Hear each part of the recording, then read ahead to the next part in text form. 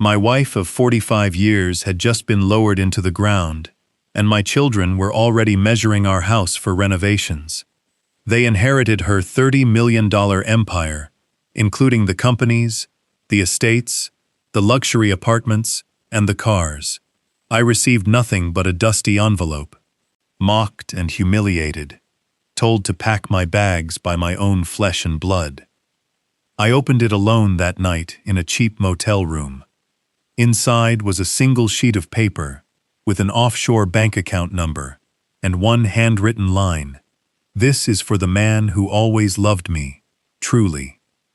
And when I checked the balance, I realized my children had just made the biggest mistake of their lives. Before I continue this story, let me know where you are watching from in the comments below.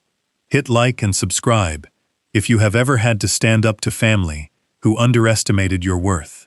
My name is Raymond Ashcroft. I am 73 years old, and up until last week, I believed I had a family. The reception after Eleanor's funeral was held at our main estate, a sprawling property in the Hudson Valley that my wife and I had called home for 4 decades. The air was thick with the suffocating scent of white livings and the muted murmurs of corporate acquaintances who had come to pay their respects to a business titan. But while I sat in the corner of the grand living room, numb with a grief so profound it felt like a physical weight on my chest, my children were already dismantling her legacy. Preston, my eldest, was standing by the fireplace with a glass of expensive scotch in his hand, laughing quietly with a group of investors. He did not look like a man who had just buried his mother. He looked like a prince who had just been handed the crown. Vivian, my daughter, was huddled in the hallway with her husband, Desmond. I watched in silent disbelief as Desmond paced the length of the home office, holding a digital laser measure against the mahogany walls, loudly discussing with a contractor over the phone about knocking down the partition to create an open-concept entertainment room. Meanwhile, my daughter-in-law Colette was drifting through the formal dining room like a vulture. She was picking up Eleanor's antique porcelain vases, turning them over to check the maker's marks, and tapping notes into her phone. Not once did any of them approach me to ask how I was doing. Not once did they offer a comforting hand. To them, I was just a fixture of the house, as invisible as the wallpaper. They saw me as nothing more than Eleanor's shadow, a simple man who spent his days pruning orchids in the greenhouse, while his brilliant wife conquered the corporate world. They whispered that I was just a glorified gardener who had gotten lucky marrying a visionary. What Preston and Vivian did not know, what no one but Eleanor knew, was the truth about our empire. 40 years ago, I sold my own highly successful logistics firm for a small fortune to save Eleanor's family business from total bankruptcy. I poured every cent I had into her company, stabilizing it and setting the foundation for the $30 million behemoth it would become. I chose to step back. I let her take the spotlight as CEO because I loved seeing her shine. I did not need the applause or the titles. I only needed her. But looking at our children now, I realized that my silence had allowed them to cultivate a dangerous arrogance. 2 days later, the family gathered in the grand dining room for the official reading of the will.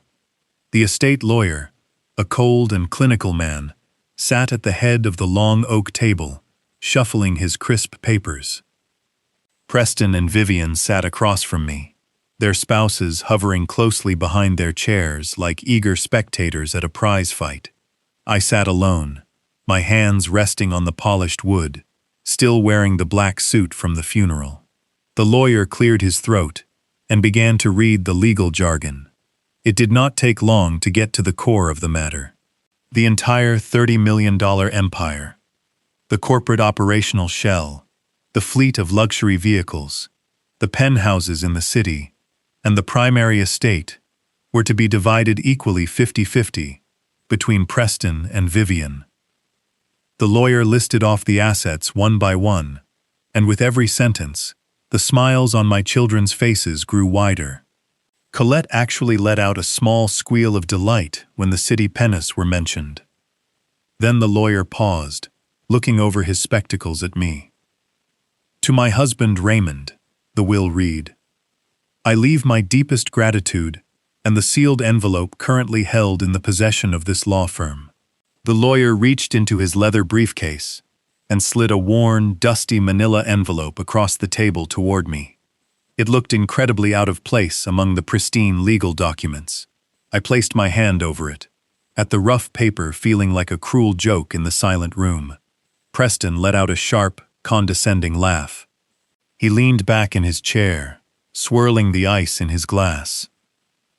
A dusty envelope, he chuckled, shaking his head.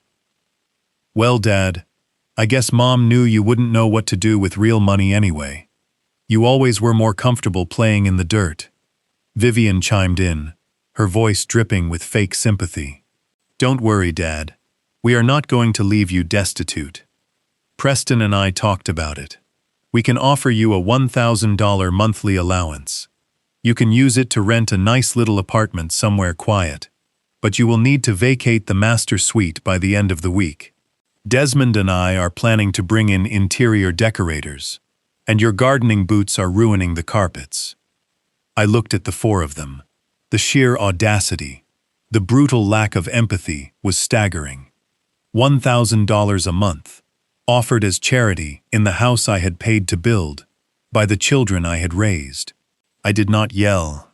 I did not cry.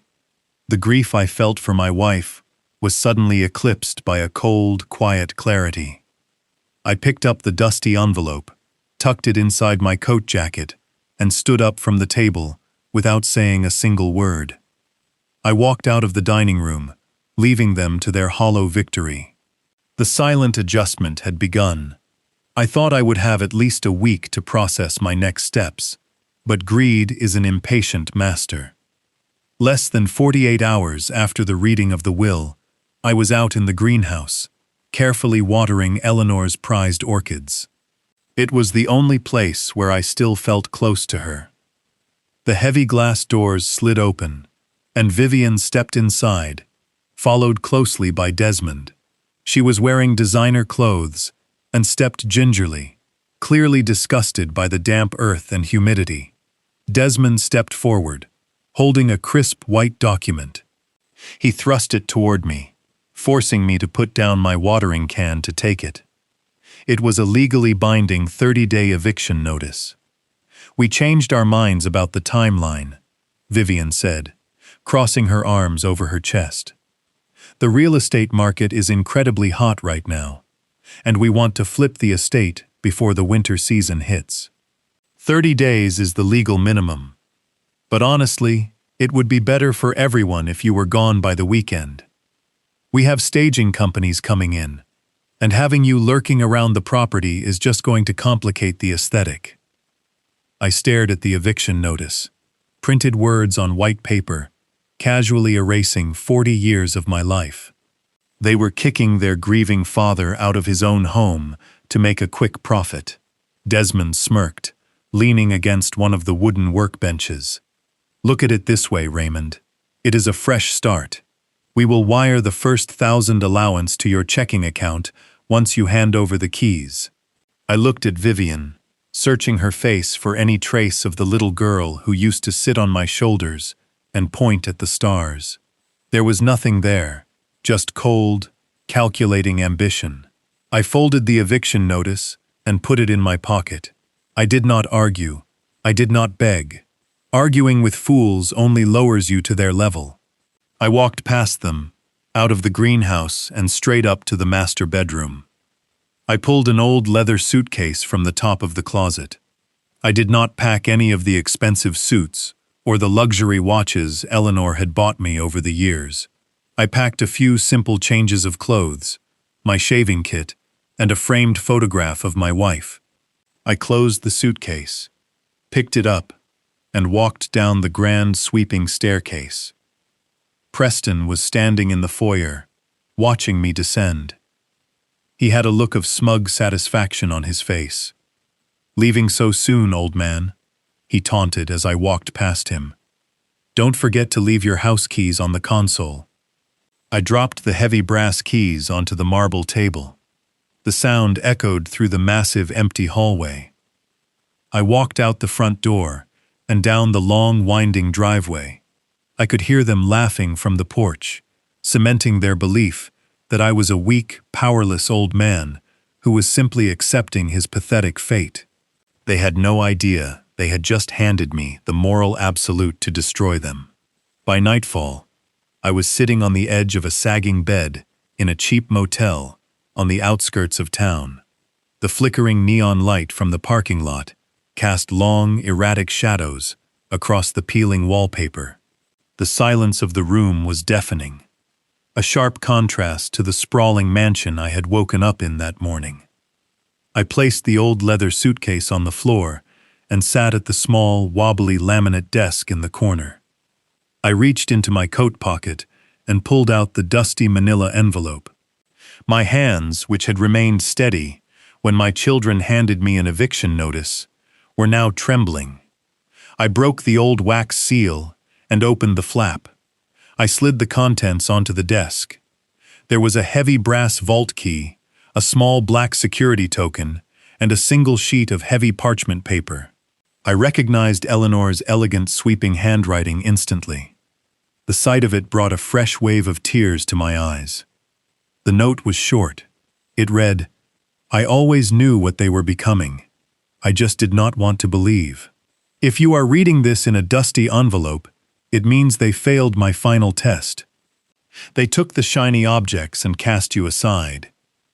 But you and I built this together, Raymond. The shell is theirs, but the soul is yours. This is for the man who always loved me truly."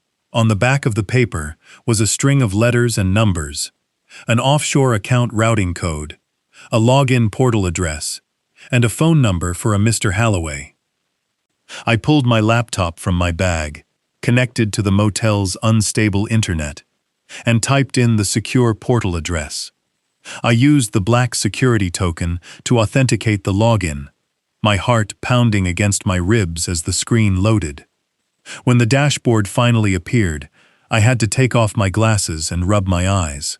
I thought I was misreading the numbers. The balance on the screen was not a mere payout or a hidden retirement fund. It was the overarching parent trust. Eleanor had executed a brilliant, ruthless legal maneuver before her death. She had left Preston and Vivian the operational shell of the company.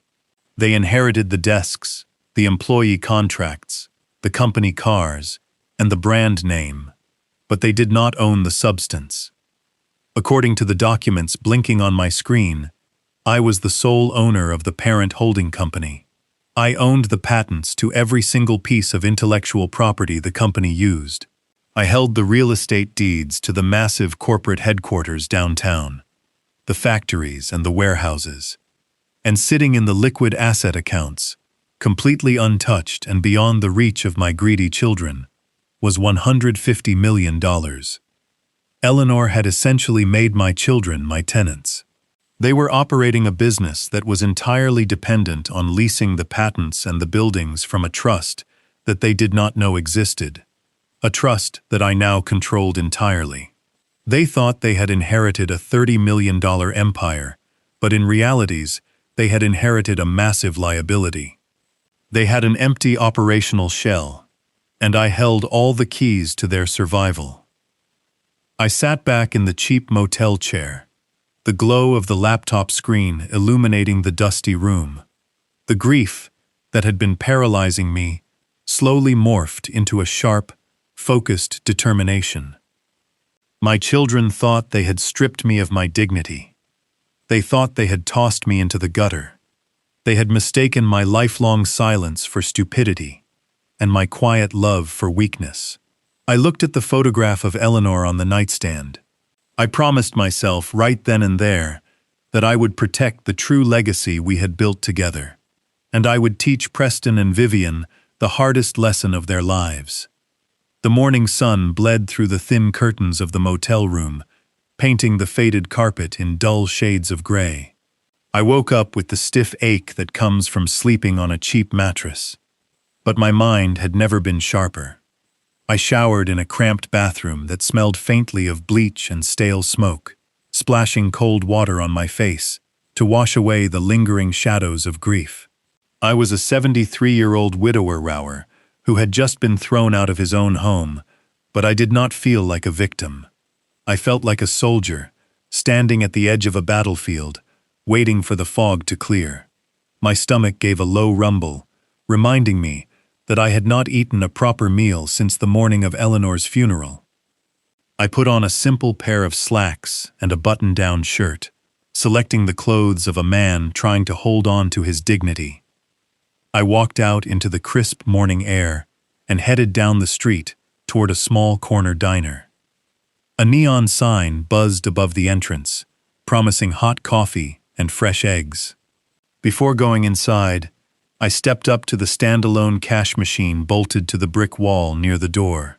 I pulled out my worn debit card, linked to the joint checking account I had shared with Eleanor for 40 years. It held my modest personal savings, the money I used for greenhouse supplies, groceries, and anniversary gifts.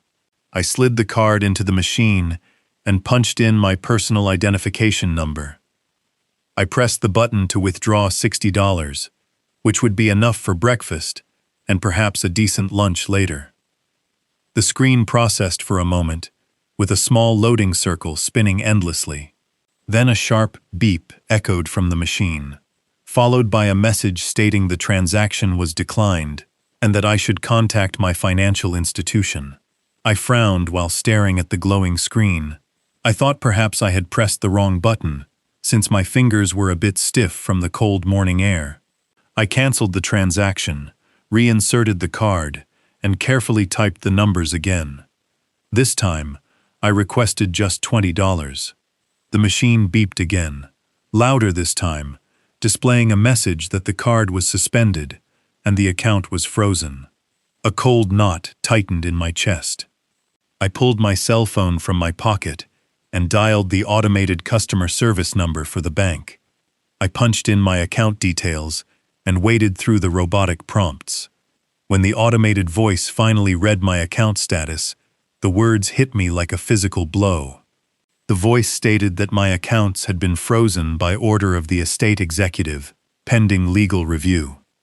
Preston, my eldest son, the boy I had taught to ride a bicycle, the young man whose college tuition I had paid in full, had frozen my personal checking accounts.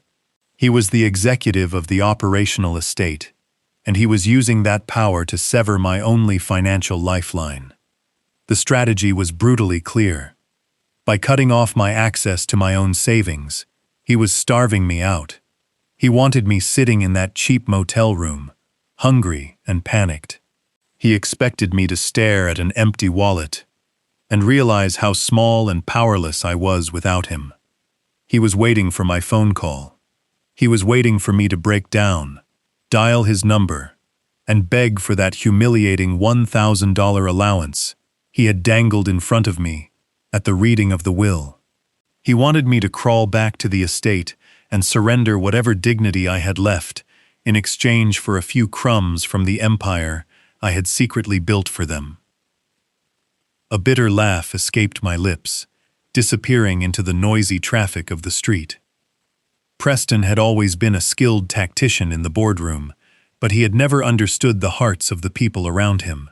He assumed I was, because I preferred the quiet peace of my greenhouse over the ruthless shouting matches of corporate negotiations. He did not know that 40 years ago, I had ruthlessly dismantled my own competitors to build a logistics company that I eventually sold to save his mother's legacy. He had mistaken my chosen peace for an inability to wage war. When Eleanor and I first met, we had nothing but ambition and a shared vision of the future. We built our lives on trust. I gave up my logistics firm because her family business was drowning in debt, and she had the brilliant mind to take it global if only she had the capital. I provided that capital. I stepped into the shadows so she could shine in the sun. Preston and Vivian were born into a world of wealth we had forged from sheer willpower. They never saw the late nights, the terrifying margins, the sacrifices we made to ensure they would never know the cold grip of poverty. And now, because they had never struggled, they believed they were untouchable. They believed the money was their birthright, simply because they shared our last name. I took my debit card and snapped the plastic in half, throwing the pieces into a nearby trash can. I did not need their scraps. I turned my back on the diner, ignoring the hunger pangs in my stomach. I walked back toward the motel with a steady and measured pace. I did not panic. I did not reach for my phone to call my son and plead for my own money. I went straight back to my room and sat down at the wobbly laminate desk. I reached into my coat pocket and pulled out the heavy sheet of parchment paper Eleanor had left me in the dusty envelope.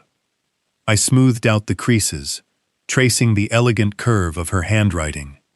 On the back of the note, just below the offshore account routing numbers, was a name and a direct phone line belonging to Mr. Halloway. I did not know much about Mr. Halloway, but I knew Eleanor.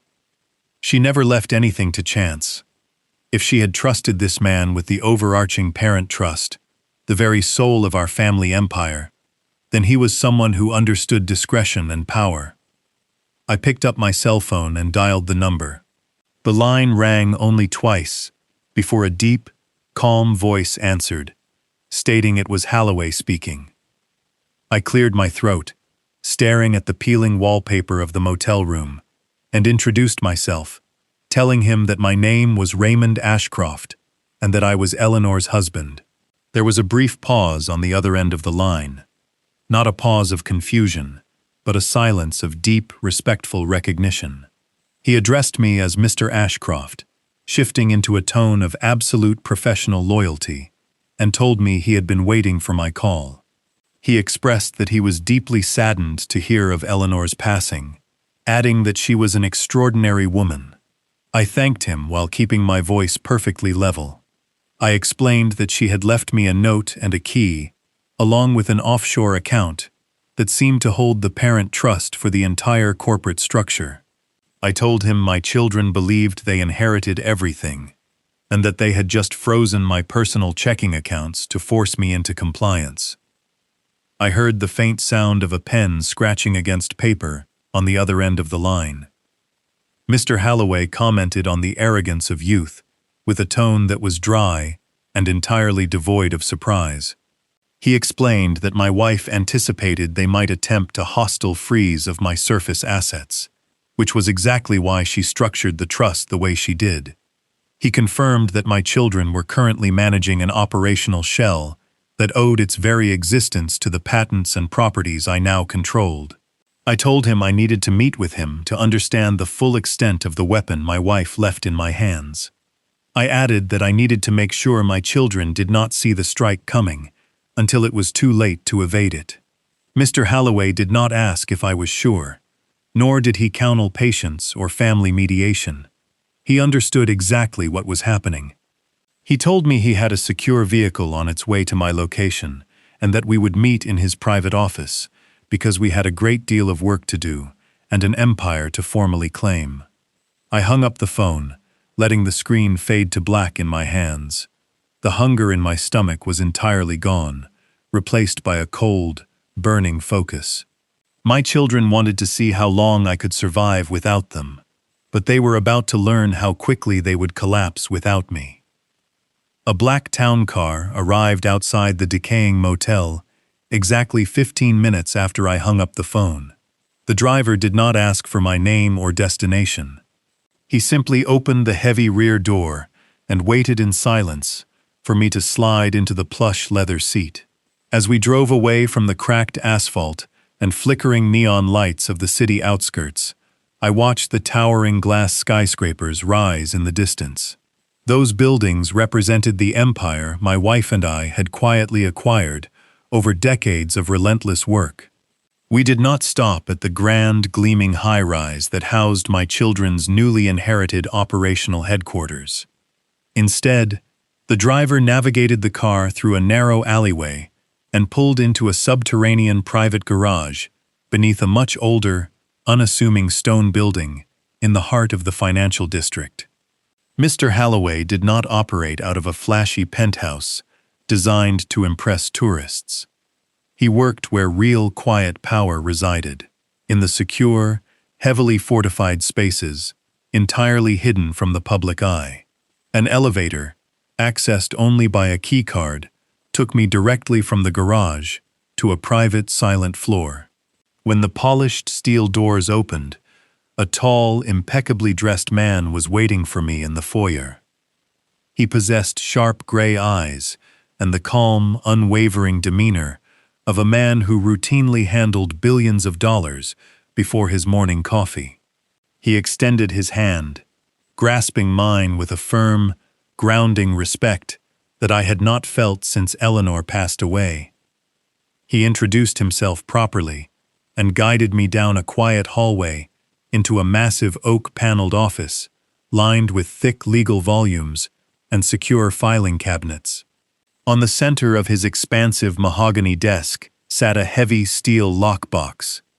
I reached into my coat pocket and handed him the heavy sheet of parchment paper, the brass vault key, and the small black security token. Mr. Halloway inspected the items with a solemn nod, carefully placing them next to the lockbox. He looked at me with profound sincerity and stated that Eleanor was the most brilliant corporate strategist he had ever had the privilege of advising, but she was also a woman who loved her husband more than anything else in this world. He explained that what my children had done to me over the past 48 hours was precisely what Eleanor had feared, but it was also exactly what she had meticulously prepared for. I sank into the heavy leather chair across from his desk, the exhaustion of the past few days momentarily catching up with me. I asked him to explain in plain English exactly what power I was holding. Mr. Halloway opened the lockbox using my brass key, extracting a thick, heavily redacted file folder. He explained that the company my children currently managed, the one they were celebrating over like lottery winners, was nothing more than a hollow operational shell. They controlled the employee payroll, the daily marketing budgets, and the fleet of leased corporate vehicles, but they did not own the soul of the business. Eleanor had legally severed the intellectual property from the operational branch 5 years ago in a series of highly classified corporate maneuvers. I now held the exclusive patents to every software system, every manufacturing process, and every piece of proprietary technology the company required to generate its revenue. Furthermore, I held the ironclad deeds to all the physical real estate, the massive corporate headquarters downtown where Preston was currently giving orders, the regional distribution centers, and the luxury city penthouses that my daughter-in-law was already measuring for new Italian marble floors. They were all owned by my overarching parent trust. The magnitude of the revelation settled over me like a heavy blanket. Mr. Halloway leaned forward, his voice dropping to a low, serious timbre. He told me that my children were legally required to pay exorbitant licensing fees and monthly rent to the parent trust I now controlled. For years, Eleanor had simply forgiven these debts on the back end to keep the company running smoothly. But the contracts were still legally binding and entirely active. If I decided to call in those debts today, their company would be bankrupt by the end of the month. They thought they had inherited a $30 million empire, but in reality, they had inherited a massive, suffocating liability. I was their landlord, or their licensor, and their absolute financial master. The $150 million in liquid assets sitting in the offshore accounts was simply the accumulated capital of the true empire, safely locked away from their greedy hands. I asked him why she had structured it this way, why she had kept such a monumental secret, even from me, until after her death. Mr. Halloway steepled his fingers, a shadow of genuine sorrow crossing his face. He reminded me of a converse Eleanor and I had shared late one night in our home office, about 3 years ago. We had been reviewing the quarterly reports and noticed a series of alarming discrepancies in the company's regional expansion accounts. We had suspected that Colette and Desmond, our children's spouses, were secretly funneling company funds into hidden offshore accounts to finance their lavish, unsustainable lifestyles. Colette had suddenly started purchasing $250,000 sports cars, and Desmond was taking wild, unapproved risks on speculative real estate ventures, disguising the financial bleeding as aggressive market expansion. Preston and Vivian were either too blind to see it or too arrogant to stop it. Eleanor had known her health was failing long before the doctors made it official. She knew, though, that once she was gone, Colette and Desmond would immediately pressure Preston and Vivian to liquidate the company, cash out the assets, and destroy the legacy we had spent 40 years building from the ground up. The dusty, unassuming envelope was Eleanor's final brutal loyalty test for our children. She wanted to see if they would protect the family legacy or succumb entirely to the greed whispering in their ears. If they had treated me with the respect and love a grieving father deserved, if they had kept me in the family home and sought my guidance to navigate the transition, I would have naturally opened that envelope and brought them into the fold of the parent trust. We would have managed the wealth together. But by immediately casting me out into the street like discarded trash and freezing my meager savings to force me into submission, they proved they were exactly who Eleanor feared they were. They had failed the test in the most spectacular and cruel way possible. A heavy silence fell over the oak-paneled office. The pain of my children's ultimate betrayal was still a sharp bleeding wound in my chest, but it was now tempered by a profound, overriding sense of duty to my late wife. I looked at the lawyer and asked what our immediate countermaneuver should be. Mr. Halloway smiled a slow, calculated, and entirely predatory smile.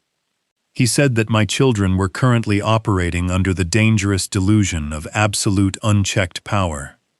They were highly likely securing massive personal loans against the corporate headquarters at this very moment, completely unaware that they did not hold the deed to the building. He strongly suggested we do not strike immediately with a full frontal assault. If we revealed my hand too soon, they might find a way to scramble and hide their personal assets. Instead, he advised that we send a quiet, routine legal notice of default for back rent to their corporate shell. It would arrive in the mail, looking like standard bureaucratic paperwork. Given their current state of arrogant euphoria, they would likely ignore it entirely, assuming it was a clerical error from a forgotten vendor or a problem for their accounting department to brush aside. That arrogant oversight would be the legal snare we needed to tighten the noose around their necks. Once they ignored the formal notice, they would be in breach of contract, giving us the legal high ground to seize everything they claimed to own. I nodded in firm agreement, feeling the last traces of the helpless, grieving widower fade away. I told Mr. Halloway to draft the default notice immediately. My children had chosen to play a game of ruthless, unforgiving greed against an old man they thought was weak. They did not realize they had just challenged the man who actually owned the board. While I sat in that quiet oak-paneled office, plotting a surgical strike against their greed, my children were busy building castles on quicksand. The view from the top floor of the corporate headquarters was breathtaking, a sweeping panorama of the city skyline that Eleanor and I had purchased 2 decades ago.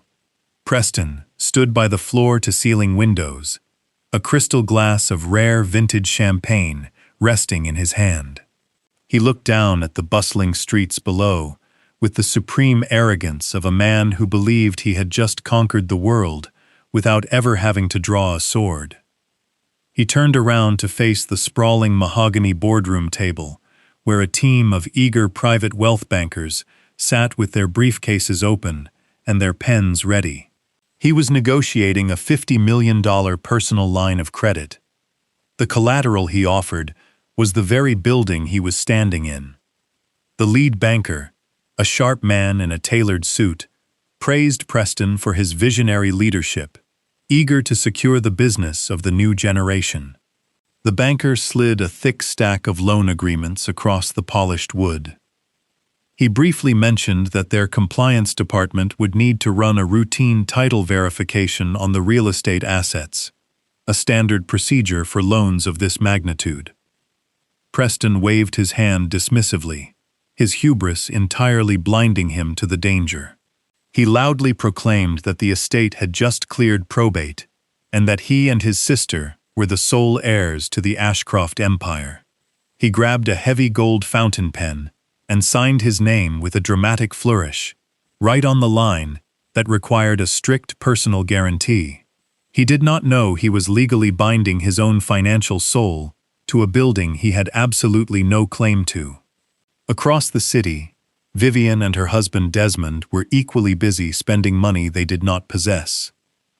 The salty ocean breeze whipped through Vivian's hair as she stood on the teak deck of a customized 90-foot luxury yacht.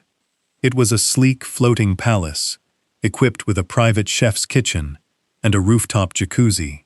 The yacht broker was giving them the grand tour, pouring expensive Prosecco and treating them like royalty. Desmond walked around with his chest puffed out, running his hands over the expensive finishes and boasting about the massive renovations they were planning for the family estate. Vivian did not even bother to negotiate the staggering $8 million price tag. She simply pulled out a newly minted corporate credit card, directly linked to the operational shell's primary accounts, and authorized a massive 7-figure down payment. She laughed as the transaction went through, a high-pitched, careless sound that echoed across the marina. She leaned against the polished railing, sipping her Prosecco, and loudly joked to Desmond about how their father was probably sitting in a dingy diner somewhere, counting his pennies. They toasted to their brilliant future, entirely unaware that the very credit lines they were draining were about to be abruptly called in by the true master of the board.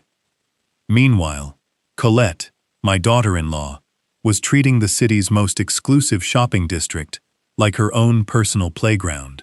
She moved from boutique to boutique, followed by eager sales associates, carrying bags filled with diamond jewelry, designer couture, and rare leather handbags. She was swiping corporate funds with a reckless abandon that bordered on mania. She believed that the seemingly endless well of company money was hers to drain, assuming that the operational shell generated pure profit without any overhead obligations. She did not understand the intricate web of licensing fees, patent royalties, and property leases that Eleanor and I had meticulously structured. Colette was financing her vanity with money that technically belonged to my parent trust. Back at the executive suite, Preston sat behind Eleanor's old desk, kicking his expensive Italian leather shoes up onto the pristine surface. His assistant walked in, carrying a silver tray piled high with the day's mail. Among the glossy magazines, the invitations to charity galas, and the desperate pitches from investment firms rested a plain, unassuming white envelope. It bore no flashy logos or urgent red stamps. It was a standard routine piece of bureaucratic mail from a quiet legal firm in the financial district. It was the formal notice of default for back rent. The silent, lethal snare Mr. Halloway had drafted just hours before. Preston barely glanced at the stack. He was too busy planning a lavish corporate restructuring party that he intended to throw by the end of the month to formally introduce himself and Vivian as the new titans of the industry. He carelessly swept his arm across the desk, knocking the stack of mail, including the unassuming white envelope, straight into a pending tray. He told his assistant to have the accounting department deal with the boring paperwork. He ordered her to focus entirely on booking the most expensive catering service in the city for his upcoming celebration.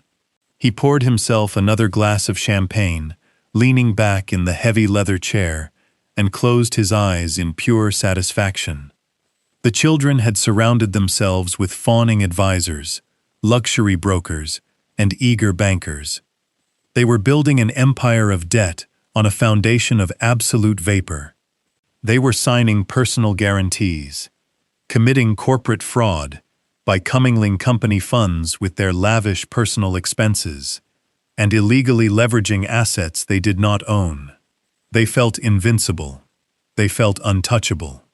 But true power does not need to boast on a yacht or brag in a boardroom. True power waits patiently in the shadows, quietly holding the master deed and waiting for the perfect moment to lock the doors. I sat across from Mr. Halloway in his quiet mahogany office, listening to the faint ticking of a grandfather clock in the corner.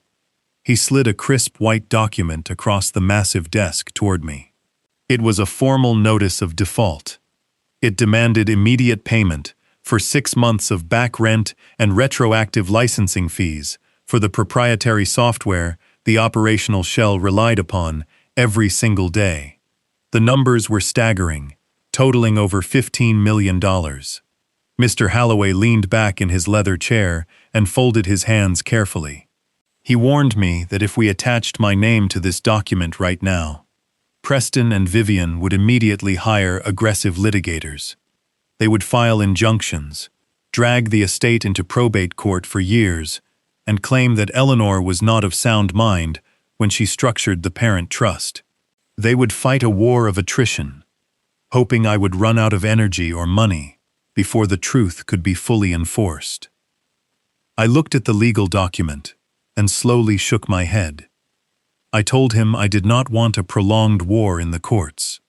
I wanted a swift, absolute victory. I instructed him to bury my name beneath the corporate veil of the holding company.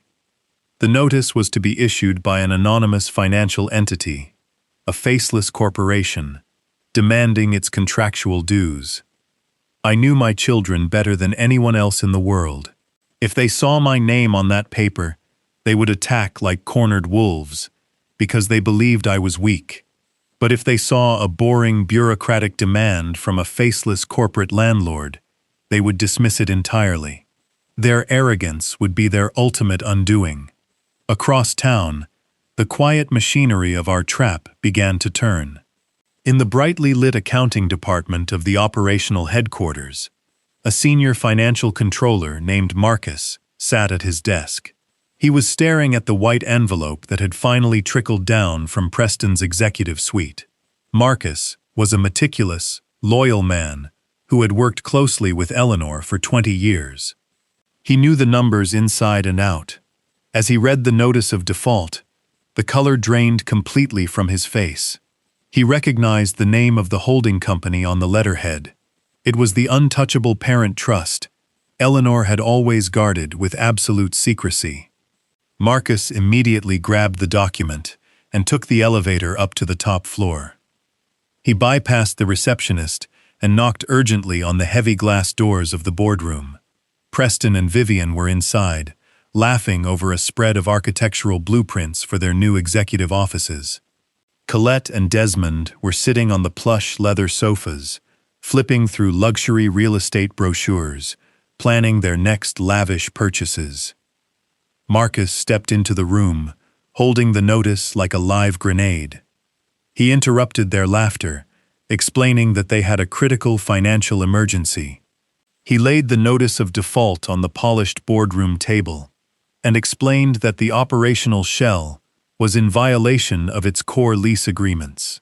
He told them that unless $15 million was wired to the holding company within 72 hours, the operational shell would lose access to the building and all proprietary patents. Preston picked up the paper and skimmed it with a look of profound annoyance. He scoffed, rolling his eyes at the senior accountant. He told Marcus that he was being ridiculously dramatic. Preston insisted that the holding company was just a relic of his mother's outdated corporate structure, an old tax loophole she had set up decades ago. He argued that since he and Vivian now owned the company, they essentially owned the holding firm as well. Paying $15 million to themselves was just moving money from the left pocket to the right pocket, and he refused to waste liquid capital on meaningless administrative gymnastics while they were trying to secure major lines of personal credit. Vivian leaned over and glanced at the document, flicking her perfectly manicured fingernails against the heavy paper. She agreed completely with her brother. She told Marcus that this was exactly why they needed a younger, more aggressive accounting team. She accused him of living in the past and told him to simply throw the notice in the shredder. Desmond chimed in from the sofa, laughing loudly as he suggested it was probably just a phishing scam or a glitch in the automated billing software. Marcus tried one last time to warn them. He pleaded with Preston, explaining that the holding company was a completely separate legal entity and that ignoring a formal default notice could trigger catastrophic asset seizures. Preston stood up, leaning over the table with a cold, threatening glare. He told the senior accountant that the next time he interrupted a board meeting over a clerical error, he would be packing his desk. Preston grabbed the notice of default, crumpled it into a tight ball, and tossed it into the stainless steel wastebasket in the corner of the room. Back in the secure subterranean office, I received a text message from a trusted source inside the building. It was Marcus. He had always been fiercely loyal to Eleanor, and when I had discreetly reached out to him the night before, he had agreed to keep me informed. The message was short and devastatingly clear. It simply read that the notice was presented and deliberately ignored. The trap had officially snapped shut. Mr. Halloway poured 2 glasses of sparkling water, pushing one across the desk toward me. He raised his glass in a silent toast. By legally dismissing the notice of default, my children had waived their right to a standard legal grace period. They had officially defaulted on their core operational contracts.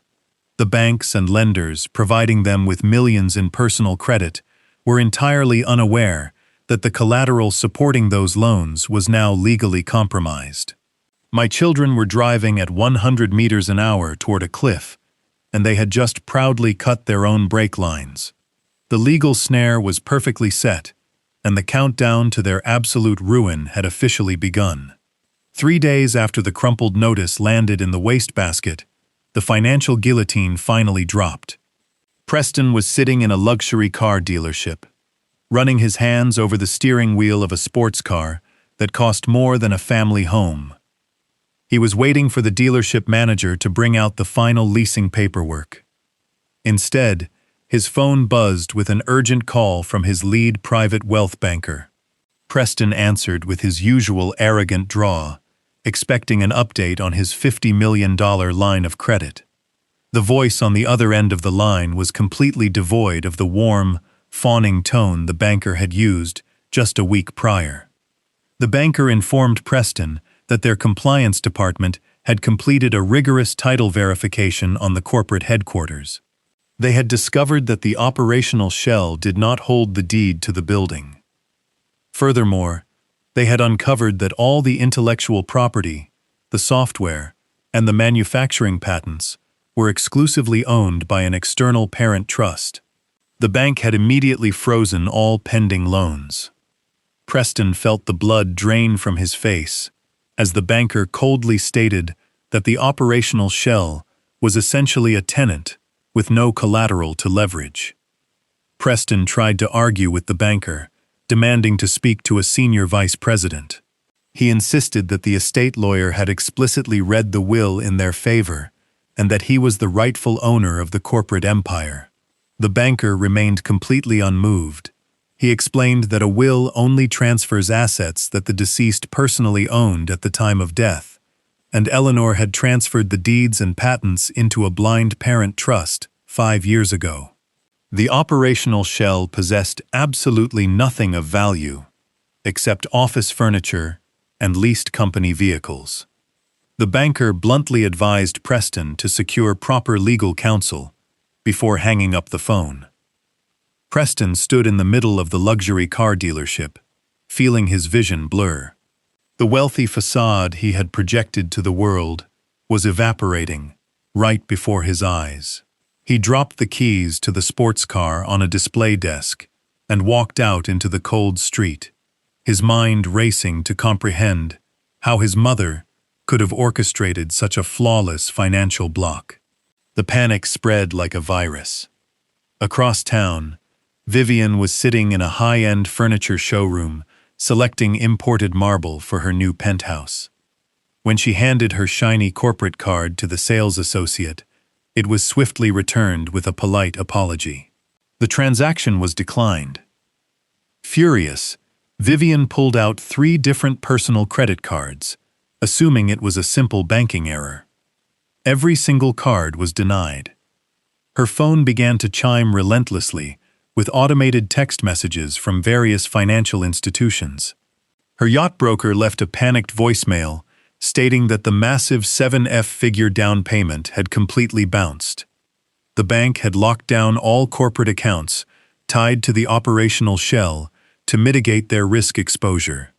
The endless river of money had suddenly run completely dry. Vivian felt a crushing weight of reality. She stood in the middle of the crowded luxury showroom, arguing with the polite but firm sales associate. She loudly threatened to take her business elsewhere, completely oblivious to the fact that her purchasing power had vanished.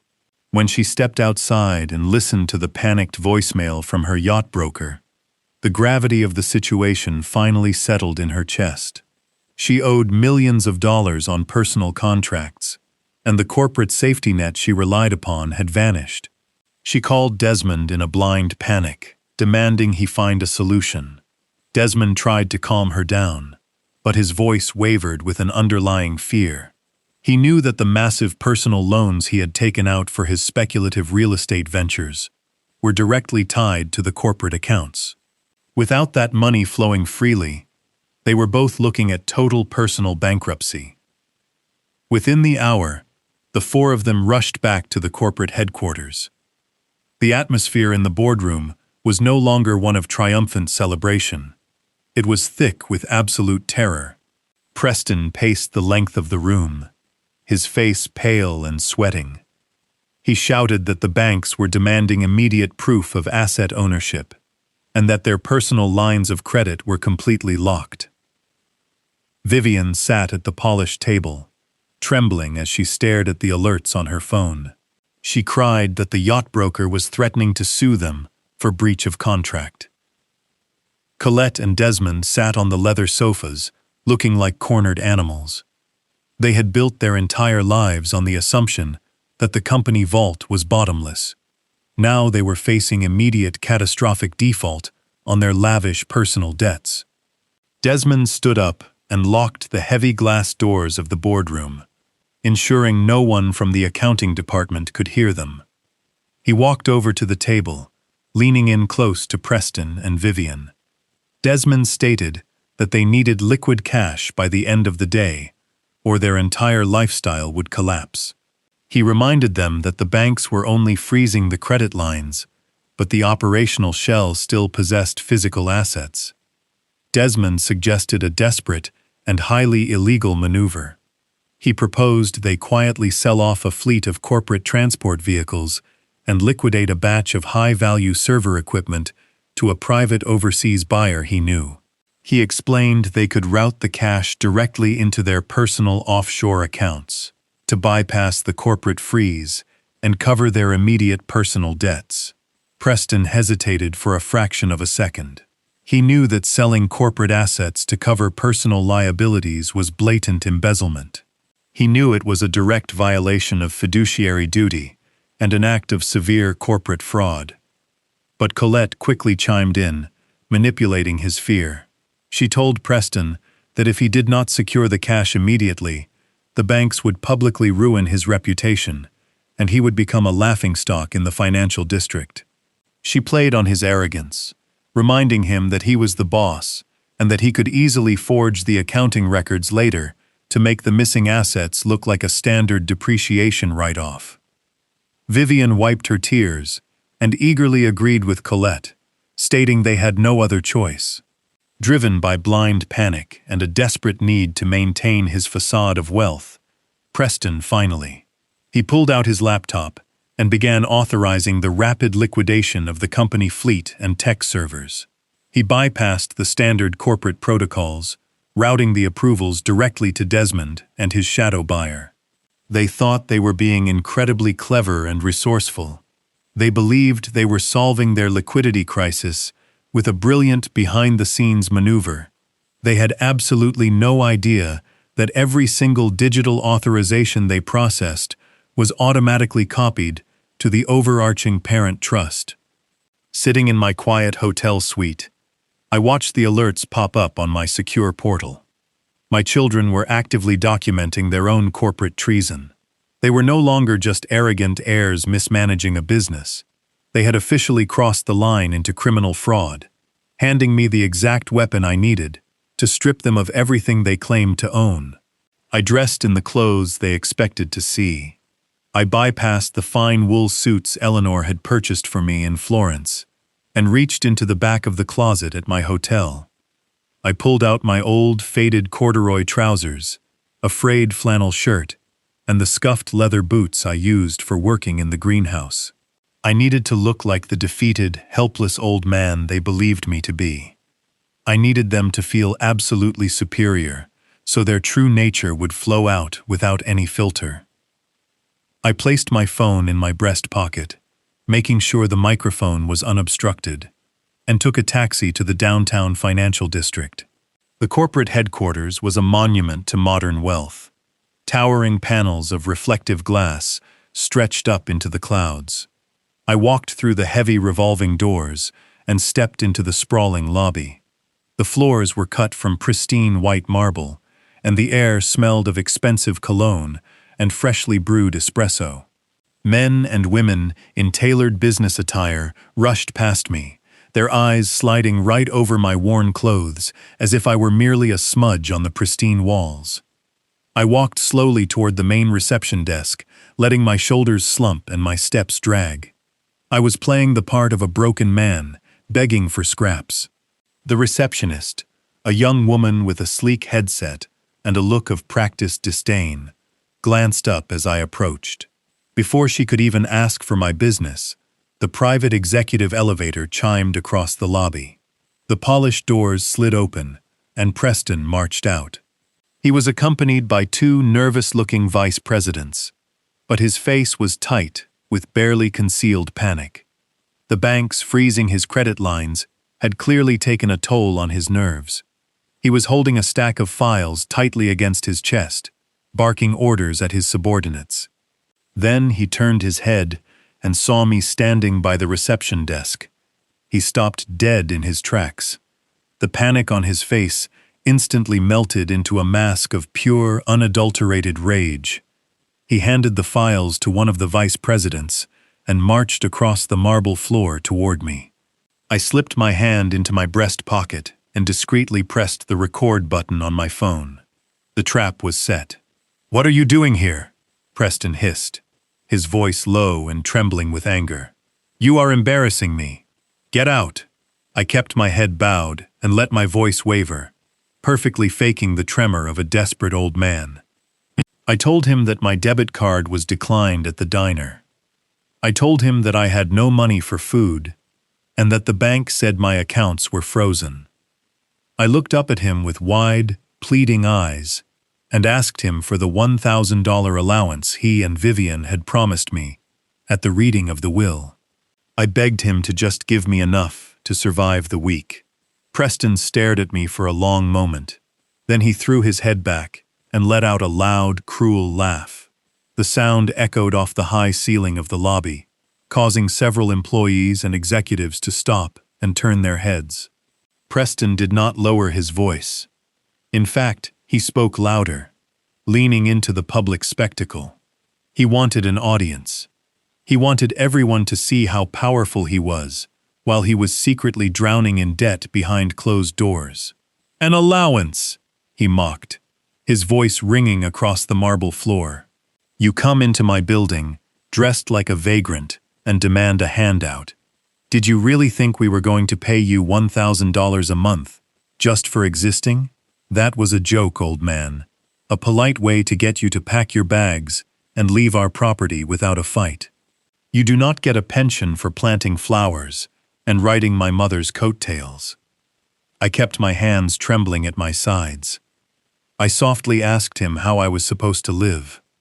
I reminded him that I was his father, that I had raised him, and that Eleanor would be devastated to see him treating me this way. The mention of his mother pushed him entirely over the edge. He stepped closer to me, pointing a manicured finger directly at my chest. He announced to the watching crowd that I was nothing but a glorified gardener. He stated that I had contributed absolutely nothing to the $30 million empire he now controlled. He told me that his mother left me a dusty envelope, because that was exactly what my life amounted to. Nothing but dirt and empty paper. He told me to go find a job digging ditches if I wanted to eat, because the Bank of Eleanor was officially closed. I looked around the lobby. Dozens of people were watching, whispering to one another. I had given him every opportunity to show a single ounce of compassion or basic human decency. Instead, he chose to humiliate an old man in front of his entire staff to inflate his own fragile ego. The recording on my phone was capturing every single word, every cruel insult, every admission of his complete moral bankruptcy. Preston turned toward the heavy mahogany security desk near the entrance. He snapped his fingers loudly, commanding the attention of the two towering security guards posted there. He pointed at me with a look of absolute disgust. He ordered the guards to remove the vagrant from his lobby immediately. He explicitly instructed them to throw me out onto the street and to permanently ban me from ever setting foot on company property again. The guards walked over, their faces tight with professional discomfort, but they followed the orders of the man they believed owned the building. They placed their heavy hands on my arms. I did not resist. I did not raise my voice or cause a scene. I simply let my shoulders drop further and allowed them to escort me across the long lobby and out through the glass doors. I was pushed out onto the cold concrete sidewalk as the morning commuters rushed past. I stood on the curb and pulled my phone from my breast pocket. I pressed the button to stop the recording and saved the audio file to a secure cloud server. I pulled a pair of wireless earphones from my pocket and played the file back. Preston's cruel, mocking voice played clearly in my ears, calling me a glorified gardener and threatening me with starvation. I listened to the recording twice. Any lingering shadows of paternal guilt, any tiny fragile hope that my son was simply misguided, entirely vanished in the cold morning wind. The man inside that building was not my child. He was a parasite, feeding on a legacy he did not earn. My heart stopped bleeding for him, and instead filled with a calm, absolute moral clarity. He had publicly thrown me out of the building that I secretly owned. He had provided me with the ultimate justification to drop the hammer without a single shred of mercy. I turned my back on the glass tower, hailed a passing taxi, and headed straight back to my lawyer. It was time to burn their fake empire to the ground. The walls of the executive suite were rapidly closing in on Preston and Vivian. The sprawling corporate headquarters, which had felt like a magnificent palace only a week ago, now felt like a very expensive and suffocating prison. The heavy mahogany phones on their desks had stopped ringing with congratulatory calls from eager investors and were now incessantly buzzing with aggressive demands from creditors. The hasty fleet Liquid & Desmond had orchestrated the day before was merely a drop in the bucket compared to the massive personal loans they had taken out to fund their lavish lifestyles. Colette was pacing the floor of the boardroom in tears, complaining bitterly that her favorite luxury boutique had declined her card right in front of her wealthiest friends. Desmond was frantically refreshing the banking applications on his phone, watching his various accounts freeze one by one as the financial institutions locked down their assets. Preston sat behind his heavy oak desk, rubbing his temples in a desperate attempt to ward off a blinding headache. He had reached out to every legitimate buyer in the city to quietly offload the main building, but word had already spread through the financial district that the siblings were entirely toxic. Legitimate banks and corporate buyers wanted months of rigorous due diligence and extensive title searches. They did not have months. They barely had 48 hours before their catastrophic default became public news, and the financial authorities started asking very uncomfortable questions about the missing company funds. Then his phone buzzed with an encrypted message. It was a response from a shadow broker Desmond had contacted the night before, in a moment of pure panic. An overseas investment syndicate was willing to buy the corporate headquarters in cash within 24 hours. There would be no lengthy audits and no public announcements. It was a discreet and immediate lifeline. Preston did not know that the syndicate was a dummy corporation, completely controlled by Mr. Halloway and quietly funded by my overarching parent trust. The address provided by the shadow broker led them to an unmarked graystone building on the far industrial edge of the financial district. The sky above was overcast, matching the bleak and desperate mood of the 4 passengers in the luxury town car. There were no corporate logos, smiling receptionists, or marble water fountains greeting them at the entrance. A silent, towering security guard escorted Preston, Vivian, Colette, and Desmond down a narrow concrete hallway and into a sterile, windowless conference room in the basement.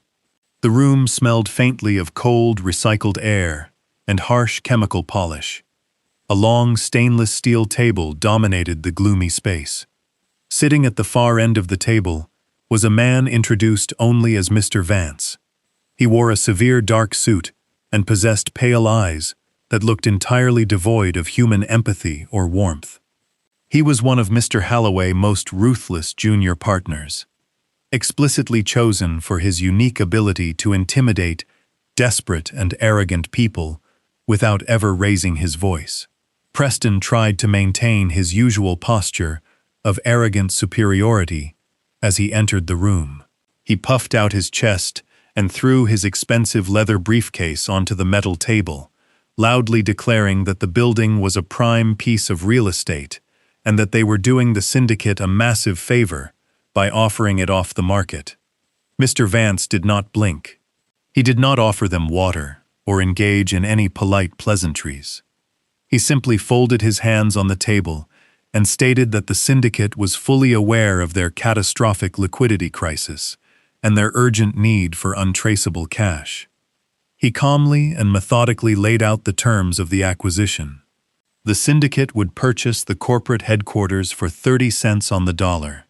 The cash would be wired directly to their personal offshore accounts within 24 hours, ensuring their private debts could be silenced immediately and their luxury assets saved from repossession. Vivian gasped loudly at the deliberately insulting lowball offer, slamming her hands down on the cold table. She shouted that 30 cents on the dollar was an absolute robbery, and that the building was worth tens of millions more on the open market. Mr. Vance looked at her with a chilling, deadpan expression, and gently suggested she try selling it to a traditional bank, if she felt she had the time. He reminded her that a traditional bank would require a full title verification, which would take a minimum of 60 days, a luxury he knew they did not possess. The mere mention of a thorough title verification made the blood drain completely from Preston's face. He knew that if any legitimate financial institution looked too closely, they would discover that the parent trust actually owned the deeds to the property. Colette grabbed Preston's arm, her voice trembling with raw, unfiltered panic. She begged him to take the deal right then and there. She reminded him that if their creditors went public, they would lose their luxury apartments, their imported cars, and their social standing in the city. Desmond echoed her desperate sentiments, sweating profusely, as he told Preston that securing 30% of a fortune was vastly superior to suffering 100% of a humiliating bankruptcy. The pressure of their own blinding greed was suffocating them in that windowless room. Preston looked over at his sister. Vivian bit her lip, her previous bravado completely crumbling under the terrifying reality of their immediate financial ruin. She gave a small defeated nod, indicating that they had to take the cash. Mr. Vance slowly pulled a thick stack of legal documents from his briefcase and slid them across the cold metal table. He handed Preston a heavy black pen. Mr. Vance explained in a smooth, steady, monotone voice that because this was a highly irregular, expedited cash transfer, the syndicate required complete and absolute legal indemnity. He casually mentioned that the addendums in the contract contained standard liability waivers to protect the buyers from any future corporate fallout. He told them the documents explicitly stated that the sellers were authorizing the sale to cover emergency personal liabilities, and that they fully acknowledged they were bypassing standard corporate board approvals to execute the rapid transfer.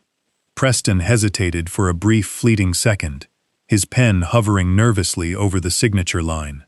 A small rational voice in the back of his mind likely warned him that he should absolutely have his own legal team review the dense paperwork before signing away a massive corporate asset. But he was blinded by sheer panic and the seductive promise of immediate financial salvation. He did not want to involve his own lawyers, because his lawyers would inevitably ask why he was selling the primary corporate headquarters simply to pay off Colette's maximum credit cards and Desmond's catastrophic real estate bets. He simply wanted the money to make the nightmare go away and secure his false status. What Preston and Vivian did not read in the dense legal jargon was the fatal poison pill Mr. Halloway had meticulously crafted and hidden within the text. The documents did not just waive their rights to sue the new buyer. The documents contained specific, carefully worded clauses where the signatories admitted to co-mingling corporate funds with their own personal accounts. The addendum explicitly and legally acknowledged the existence and the superior claim of my parent trust over the operational shell they managed. By signing those papers, they were officially confessing, under penalty of perjury, to gross financial mismanagement, corporate embezzlement, and attempted fraud. They were literally signing their own arrest warrants and handing them directly over to their landlord. Preston pressed the pen to the heavy paper and signed his name with a frantic, messy scroll. He pushed the thick contract toward Vivian. She did not even bother to pretend to read the terms. Her hands were shaking so badly she could barely grip the heavy pen, but she quickly signed her name right below her brother's signature. Desmond and Colette let out a massive sigh of relief, sinking back into their metal chairs, truly believing they had just dodged a massive financial bullet. They foolishly believed they had outsmarted the system and secured the exact amount of cash they needed to maintain their fake empire for a few more years. Mr. Vance calmly gathered the documents, tapping them neatly against the table to align the edges. He did not smile or offer a handshake. He placed the signed confessions safely back into his briefcase and stood up. He informed them that the funds would be processed exactly according to the terms of the agreement, and walked out of the room, leaving them to celebrate their hollow and destructive victory. Back in my secure hotel suite, I stood by the window looking out over the city skyline as the evening rolled in. My phone softly chimed from the coffee table with a simple encrypted text message from Mr. Halloway. The message read that the assets were fully secured and the confessions were permanently signed in ink. My children had just attempted to sell me a building I already owned using the very money I provided, and in the process, they had handed me the absolute undeniable legal proof of their criminal activities. The trap was now perfectly complete. and the final execution of their downfall was ready to begin. The morning after the frantic signing in that dark basement, my children arrived at the corporate headquarters with the swagger of victorious kings. Preston strutted through the marble lobby, wearing a brand new bespoke suit, acting as if the agonizing panic of the previous day had never happened. Vivian walked right behind him, holding an expensive iced coffee, loudly discussing her plans to hire a fresh interior design team for her penthouse. They truly believed they had outsmarted the system. They were entirely convinced that the shadowy investment syndicate would wire millions into their personal offshore accounts by sunset, quietly erasing their catastrophic debts and allowing them to maintain their lavish illusion of total supremacy. They rode the private executive elevator up to the top floor, stepping out into the plush reception area. But the atmosphere was not celebratory. The usual hum of ringing phones and clacking keyboards had been replaced by a tense, suffocating silence. Standing in the center of the reception area was a team of 10 sharply dressed men and women holding heavy locked briefcases. They did not look like eager partners or friendly vendors. They possessed the cold, calculating posture of forensic accountants. Preston paused, his arrogant smile faltering for just a fraction of a second.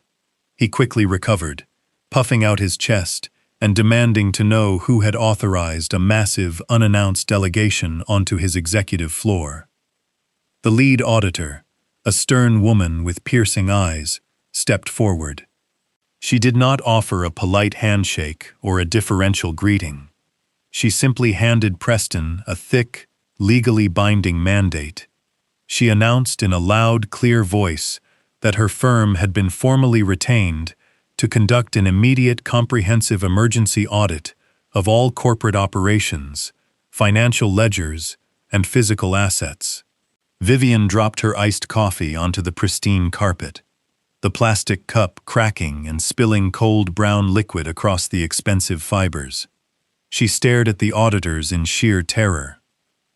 Preston snatched the mandate, scanning the dense legal jargon with frantic eyes. His mind immediately jumped to the worst possible conclusion that made sense to him. He assumed the federal tax authorities had flagged the sudden erratic movement of corporate funds and the hasty liquidation of the company fleet.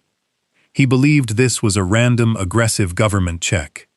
He had absolutely no idea that Mr. Halloway had personally dispatched this elite team of private forensic auditors on behalf of my overarching parent trust to legally secure the premises before the final confrontation. Preston tried to stall them, deploying his usual aggressive charm. He loudly stated that they were in the middle of a massive corporate restructuring and that his accounting team would gladly send over the requested digital files by the end of the month. The lead auditor completely ignored his blustering demands. She signaled to her team, and the 10 accountants immediately fanned out across the floor, walking past the stunned assistants and marching directly into the financial control rooms. She coldly informed Preston that they were not there to request files. They were there to seize all local servers, freeze the operational ledgers, and physically impound every single paper record on the premises. Absolute sheer panic finally shattered Preston's confident facade. He grabbed Vivian by the arm and dragged her down the hall into the main executive suite, slamming the heavy mahogany doors shut behind them and twisting the brass lock. He pulled out his phone and frantically dialed Desmond and Colette, demanding they get up to the office immediately. The 4 of them were now trapped in the very suite they had celebrated, inheriting just a few weeks prior. Desmond paced the floor, pulling at his hair, muttering that they were completely finished. He knew that if any competent auditor looked at the ledgers, they would instantly see that the operational shell was bleeding cash to cover Colette's exorbitant shopping sprees and his own disastrous real estate gambles. Vivian was hyperventilating, leaning against the large glass window, crying that the authorities were going to seize her luxury cars and throw them all in federal prison for tax evasion and corporate embezzlement. Preston stared at the massive filing cabinets lining the back wall of the executive suite. Those cabinets held the raw, unredacted paper trails of their personal expenses, disguised as corporate write-offs. He made a desperate and highly illegal decision. He ran to the corner of the room and turned on the heavy-duty industrial crosscut shredder. The machine whirred to life with a loud, hungry hum. He ordered Desmond to start pulling out the files from the cabinets. For the next hour, the four of them engaged in a frantic, pathetic display of criminal destruction. Colette and Vivian tore through the folders, ripping out expense reports, private luxury receipts, and the hastily printed invoices from the illegal fleet liquidation they had authorized just 24 hours ago. They fed the thick stacks of paper into the shredder, the machine grinding and chewing the documents into tiny, irrecoverable strips of confetti. They were sweating, their designer clothes wrinkling, as they desperately tried to erase the physical evidence of their blinding greed. They thought they were saving themselves by destroying the paper trail. What they did not realize was that their frantic shredding was entirely useless. In the modern corporate world, every single paper receipt is automatically backed up to secure off-site digital cloud servers. The forensic auditors down the hall were already extracting pristine digital copies of every single crime my children were currently trying to physically destroy. By shredding the documents, Preston and Vivian were not hiding their tracks. They were actively committing the felony of destroying corporate evidence during an active investigation, handing my legal team the final nail for their coffin. Sitting safely in my hotel room, I listened to the steady updates from Mr. Halloway. He informed me that the auditors had successfully locked down the accounting department and that security cameras in the executive hallway showed the siblings had barricaded themselves inside the main suite. The hum of the shredder could be heard through the heavy wooden doors. A profound sense of calm settled over me. My children were inside that room, destroying their own futures strip by strip. They had taken the bait, swallowed the hook, and were now actively building the very cage that would lock them away. The stage was perfectly set for the final act. The morning sun reflected off the towering glass walls of the corporate headquarters, casting long, sharp shadows across the city. Inside the executive suite, the atmosphere had shifted from frantic terror to a manic, toxic delusion. After spending hours destroying physical documents, Preston and Vivian had convinced themselves they had successfully erased all evidence of their financial crimes. In their arrogant minds, the lack of paper meant a complete lack of proof. They believed they were untouchable once again. Driven by a desperate need to reclaim control, Preston decided that playing defense was for the weak. He was going to play offense. He was going to assert his absolute dominance over the company and publicly crush anyone who dared to question his authority. Preston ordered his assistant to summon every remaining member of the board of directors for an emergency meeting at noon. These were not the seasoned, loyal advisors who had helped Eleanor build the empire. Those veterans had been systematically pushed out and replaced by Preston over the past few weeks.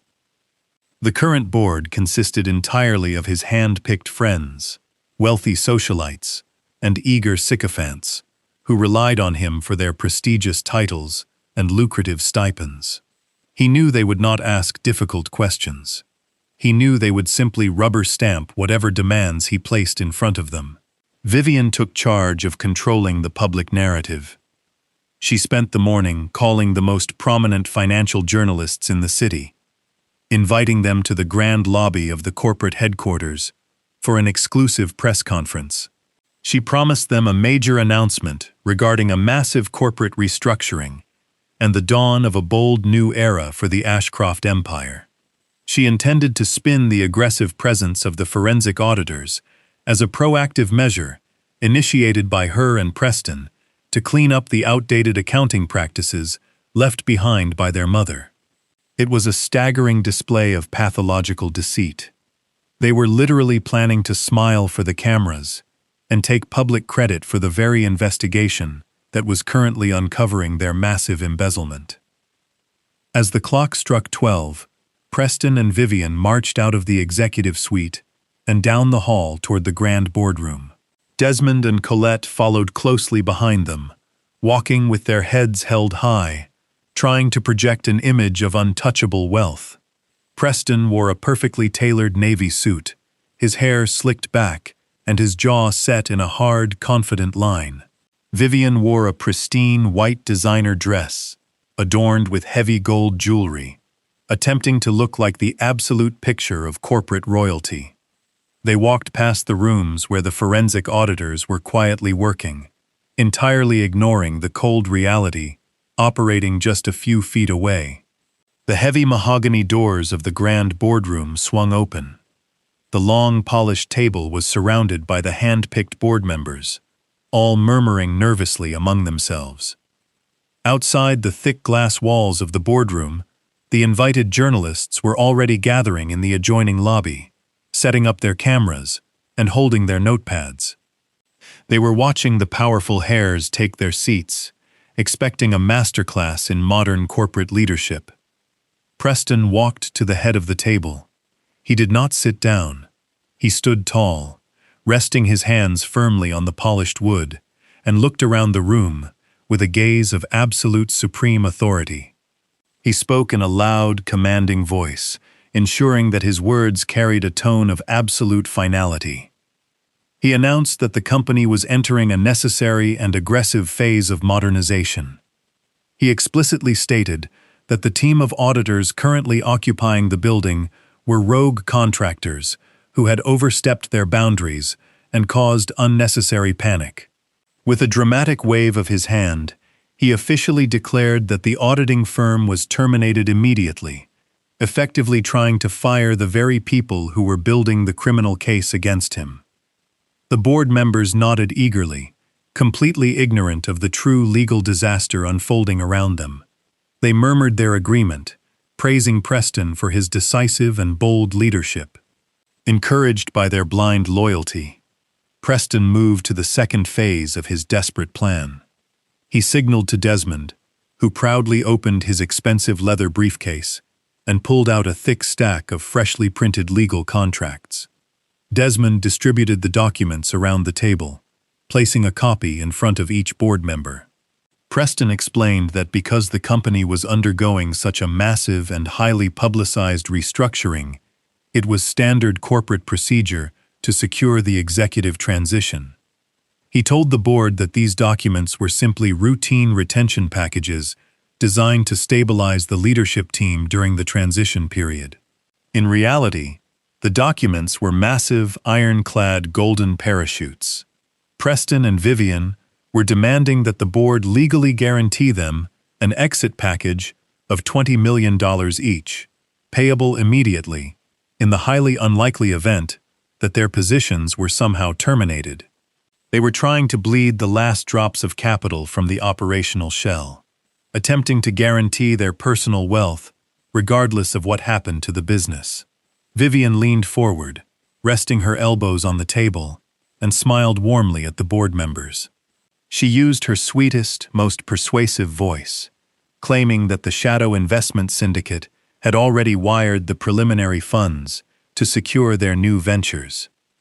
She lied effortlessly, stating that the company had never been more liquid and that these golden parachutes were merely a formality to appease their personal wealth managers. She assured them that signing the documents was the final step required to launch their glorious new chapter. Colette nodded enthusiastically from the sidelines, silently cheering on the brazen theft. Desmond and Colette were not just passive observers. They were actively managing the journalists outside the glass doors, passing out glossy press folders filled with fabricated financial projections. Colette smiled brightly at the cameras, whispering to the reporters that Preston was stepping into his destiny. They were entirely complicit in the massive fraud, eagerly anticipating the moment the golden parachute funds would hit their personal accounts.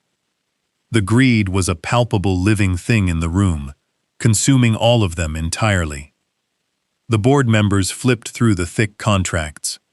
A few of them looked slightly confused by the staggering numbers and the immediate payout clauses, but they were too intimidated by Preston's aggressive posture to raise any formal objections. The flashing lights of the journalists' cameras, clicking through the glass walls, added an immense pressure to the room. The board members wanted to be part of the winning team. They wanted to remain in the good graces of the wealthy, powerful heirs.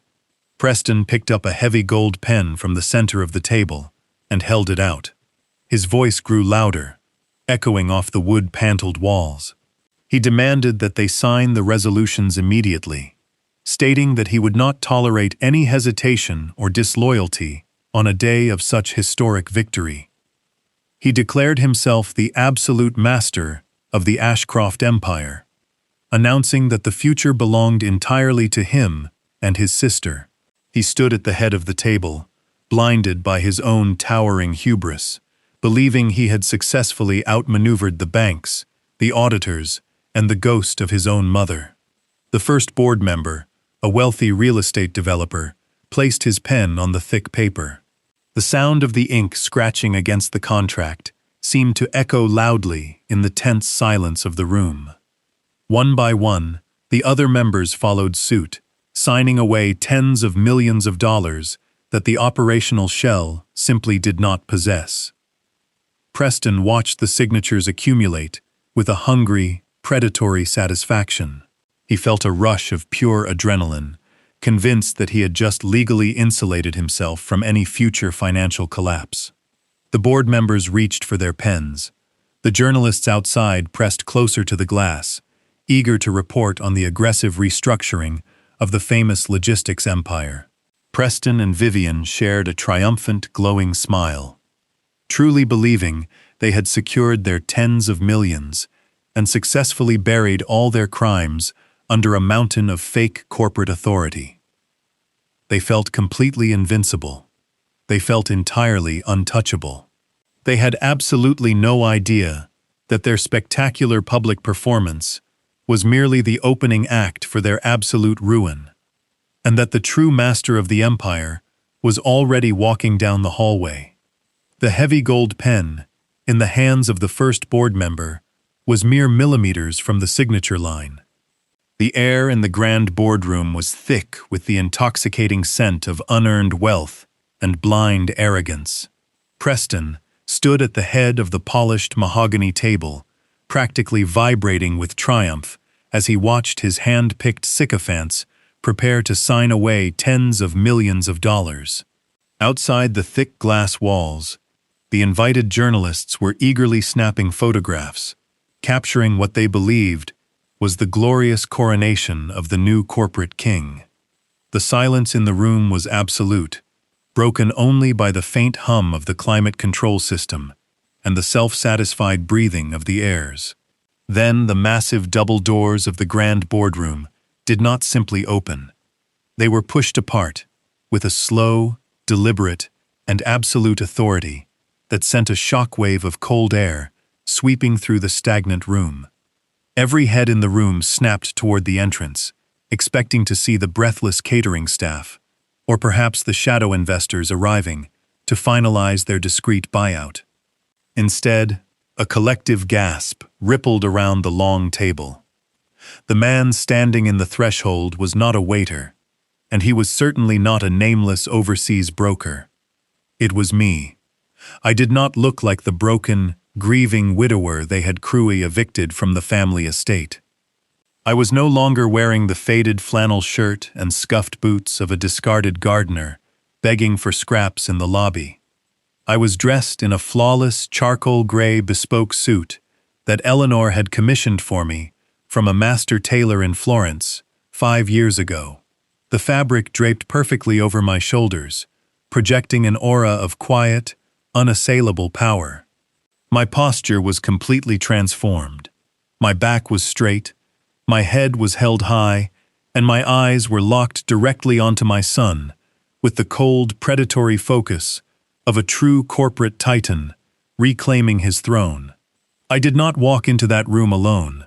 Flanking me on my right was Mr. Halloway, projecting the terrifying calm of a legal executioner. He carried no flashy briefcase, just a thick, heavy stack of crimson folders resting casually under his arm. On my left stood the lead forensic auditor, her piercing eyes scanning the panicked faces of the board members, accompanied by two of her senior investigators. We stepped onto the thick carpet, moving as a single united front of absolute financial devastation. For a long, terrible moment, Preston simply stared at me. The smug, triumphant smile melted off his face, replaced by a sudden erratic twitch in his jaw. His mind was violently struggling to process the impossible image before him.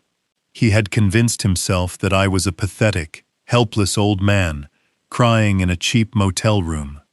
Seeing me standing there, flanked by the city's most feared corporate attorney and the very auditors he thought he had just fired, shattered his fragile reality into 1,000 jagged pieces. Vivian let out a sharp, strangled breath, taking a physical step backward until her designer heels hit the edge of the leather sofa.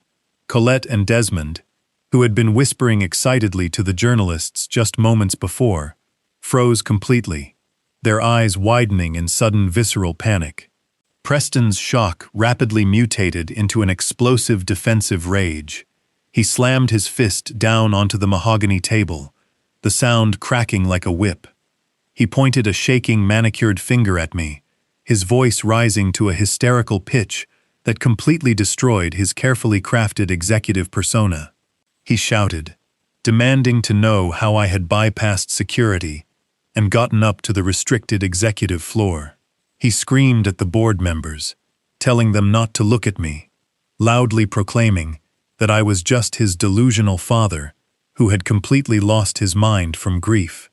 Desperate to maintain control in front of the flashing cameras outside the glass, Preston turned toward the hallway and began bellowing for the security guards, ordering them to immediately drag the vagrant out of the building. Two broad-shouldered security guards who had been standing near the elevators rushed into the boardroom, their hands reaching out to grab my arms, just as they had done in the lobby the day before. I did not flinch. I did not step back. I simply looked at Mr. Halloway. Mr. Halloway stepped forward, his tailored suit catching the light. He did not yell. He did not raise his voice above a calm conversational volume, but his words carried the crushing weight of absolute legal supremacy. He raised a single hand, pointing an authoritative finger directly at the two security guards. He calmly informed them that if they laid a single finger on my suit, they would be immediately terminated, stripped of their pensions, and personally sued for physically assaulting the sole legal owner of the building they were currently standing in. The security guards froze completely, their hands hovering inches from my arms. They looked at Preston, then back at Mr. Halloway, recognizing the undeniable tone of a man who held the true keys to their livelihood. Slowly, wisely, they took 3 large steps backward and lowered their hands, lowering their heads in submissive silence. Preston's face flushed a deep, dangerous shade of crimson. He leaned across the table, his veins bulging in his neck, screaming that Mr. Halloway was out of his mind. He yelled that he was the chief executive officer, that the will had cleared probate, and that he owned the entire $30 million empire. He commanded the board members to ignore the intrusion and sign the golden parachute documents immediately, frantically trying to secure his stolen millions before the illusion collapsed. Mr. Halloway did not argue with the hysterical boy. He simply walked with measured, deliberate steps right up to the center of the massive mahogany table. The board members instinctively pulled their chairs back, terrified of the man standing before them. Mr. Halloway raised the heavy stack of crimson folders high in the air and let them drop. The thick legal files slammed into the polished wood with a thunderous, resonant boom that shook the water glasses and echoed off the high ceilings. The sound was so violent and final that Vivian actually let out a small, terrified scream. Mr. Halloway looked around the table, his sharp gray eyes locking onto every single hand-picked sycophant Preston had brought into the room. He informed the board in a voice dripping with legal venom that the papers they were currently hovering over were entirely fraudulent. He stated clearly that Preston and Vivian Ashcroft did not own the company, did not own the patents, and did not hold the deed to the glass tower they were sitting in. He announced to the breathless room that the operational shell they managed was currently in catastrophic default, owing an immediate $15 million in back rent and licensing fees to the overarching parent trust. He tapped the crimson folders on the table and declared that the sole absolute dictator of that parent trust was standing right behind him.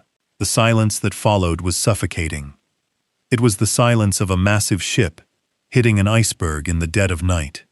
The board members slowly, carefully placed their heavy gold pens back onto the table, sliding the golden parachute contracts far away from their hands. The journalists pressing their faces against the glass walls were frantically taking notes, their eyes wide with disbelief as they realized they were witnessing the greatest corporate execution of the decade. Preston stared at the red folders, his breath coming in short, shallow gasps. He looked at me, his arrogant facade entirely stripped away, leaving nothing but a terrified, confused child. He stammered, asking what kind of sick joke I was playing, insisting that his mother had left me nothing but a dusty, empty envelope. I finally stepped forward, walking slowly past the trembling board members until I was standing directly across the table from my son. I looked into his panicked eyes and let a lifetime of quiet observation flow into my voice. I spoke evenly, ensuring that every single person in the room, including the reporters outside the glass, heard my words clearly. I told him that his mother did not leave me an empty envelope. I told him she left me the keys to the kingdom because she knew exactly what he would try to do the moment her heart stopped beating. I watched his eyes dart around the room, desperately looking for an exit, for a loophole, for a way to assert the dominance he had faked for so long. I leaned slightly over the table, resting my hands on the cool wood, mirroring his earlier posture, but backing it with legitimate, devastating power. I looked at the golden parachute contracts scattered across the table, and then looked back at my son. I told him in a voice as cold as winter ice that I was not here to beg for a $1,000 allowance. I told him I was the landlord, and I had come to collect the rent. The silence in the grand boardroom was so absolute that I could hear the erratic, frantic breathing of my children. Preston was gripping the edge of the mahogany table, his knuckles turning completely white as his mind struggled to process the devastating reality of my words. He looked at the heavy crimson folders resting on the polished wood, as if they were venomous snakes ready to strike. The invited journalists pressing their faces against the glass walls of the room were frantically typing on their phones and snapping photographs, documenting every second of this spectacular corporate collapse. Mr. Halloway did not give my son a single moment to recover his composure. The seasoned corporate attorney stepped forward and opened the first crimson folder. The sound of the thick paper turning echoed like a gavel striking a block. Mr. Halloway began to read the legal reality in a cold, methodical voice that left absolutely no room for interpretation or debate. He announced to the room that the operational shell, currently managed by Preston and Vivian Ashcroft, was entirely legally dependent on the overarching parent trust. He explained that every single proprietary software system the company used to track global shipments, every manufacturing patent, and the very logo currently glowing on the top of the building were exclusively owned by my holding company. He turned to the next page and stated that the operational shell had been operating under a strict licensing agreement for the past 20 years. Mr. Halloway looked directly at the trembling board members and clarified the exact financial terms. He told them that Eleanor had routinely forgiven the massive quarterly licensing fees on the back end, simply to keep the operational shell highly profitable on paper. However, he noted with a chilling calm that upon her death, the grace period immediately terminated. The parent trust was now legally obligated to collect all outstanding debts. He pulled out a copy of the plain white envelope, the very same notice of default that Preston had carelessly tossed into his office wastebasket 3 days prior. Mr. Halloway informed the breathless room that because the current chief executive officer had actively ignored a formal legal demand, the operational shell was now in catastrophic breach of contract. He stated the final number clearly, ensuring the journalists outside could read his lips. The company owed the parent trust an immediate non-negotiable sum of $15 million for unpaid licensing fees and retroactive property rent. Furthermore, he explained that until the debt was fully settled, the operational shell was legally forbidden from accessing any of the patented software, effectively halting all global business operations by midnight. Vivian let out a desperate choking sound. She grabbed the edge of the table, her pristine designer dress suddenly looking entirely out of place on a woman facing total financial ruin. She looked at Desmond, her husband, whose face had drained of all color. The massive personal loans they had taken out, the luxury yachts, the designer clothes, were all financed by a company that was essentially bankrupt and $15 million in the hole. Preston finally snapped out of his stunned paralysis. He slammed both hands flat onto the table, his chest heaving. He shouted that it was a lie, a massive, elaborate fabrication. He pointed his shaking finger at me and screamed to the room that I was nothing but a dirt-covered gardener. He yelled that his mother had built the $30 million empire entirely from scratch, with her own bare hands and her own brilliant mind. He insisted that I was just a pathetic old man trying to steal a legacy I had absolutely no part in creating. I stood perfectly still, letting his hysterical insults wash over me. The board members shifted uncomfortably in their expensive leather chairs, looking between the screaming, arrogant son and the perfectly calm, impeccably dressed father. They were beginning to realize who truly held the power in the room. I stepped closer to the table, silencing Preston simply by raising my hand. I looked deeply into his panicked eyes and told him it was time he finally learned the true history of the empire he was currently trying to destroy. I spoke in a slow, steady voice that carried the weight of 40 years of buried secrets. I told my children that 40 years ago, long before the private jets and the towering glass skyscrapers, their mother was sitting at a kitchen table, crying over a mountain of foreclosure notices. I explained that her family business, the original logistics company she had inherited from her father, was drowning in massive toxic debt.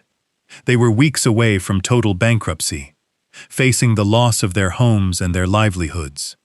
I paused, letting the reality of my words sink into the quiet room.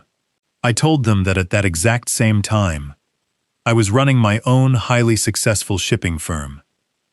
I had built it from nothing, working 18-hour shifts, sweating on loading docks, and negotiating contracts until my voice gave out. I was wealthy, stable, and completely independent, but I loved their mother with a depth they could not possibly comprehend. I watched Vivian's eyes widen as the truth began to dismantle the false narrative she had believed her entire life. I told them that I made a choice 40 years ago. I liquidated my entire company. I sold my trucks, my warehouses, and every single asset I had built to generate a massive influx of pure cash. I took every dime of my own hard-earned fortune, and I poured it directly into Eleanor's failing business to save her from ruin.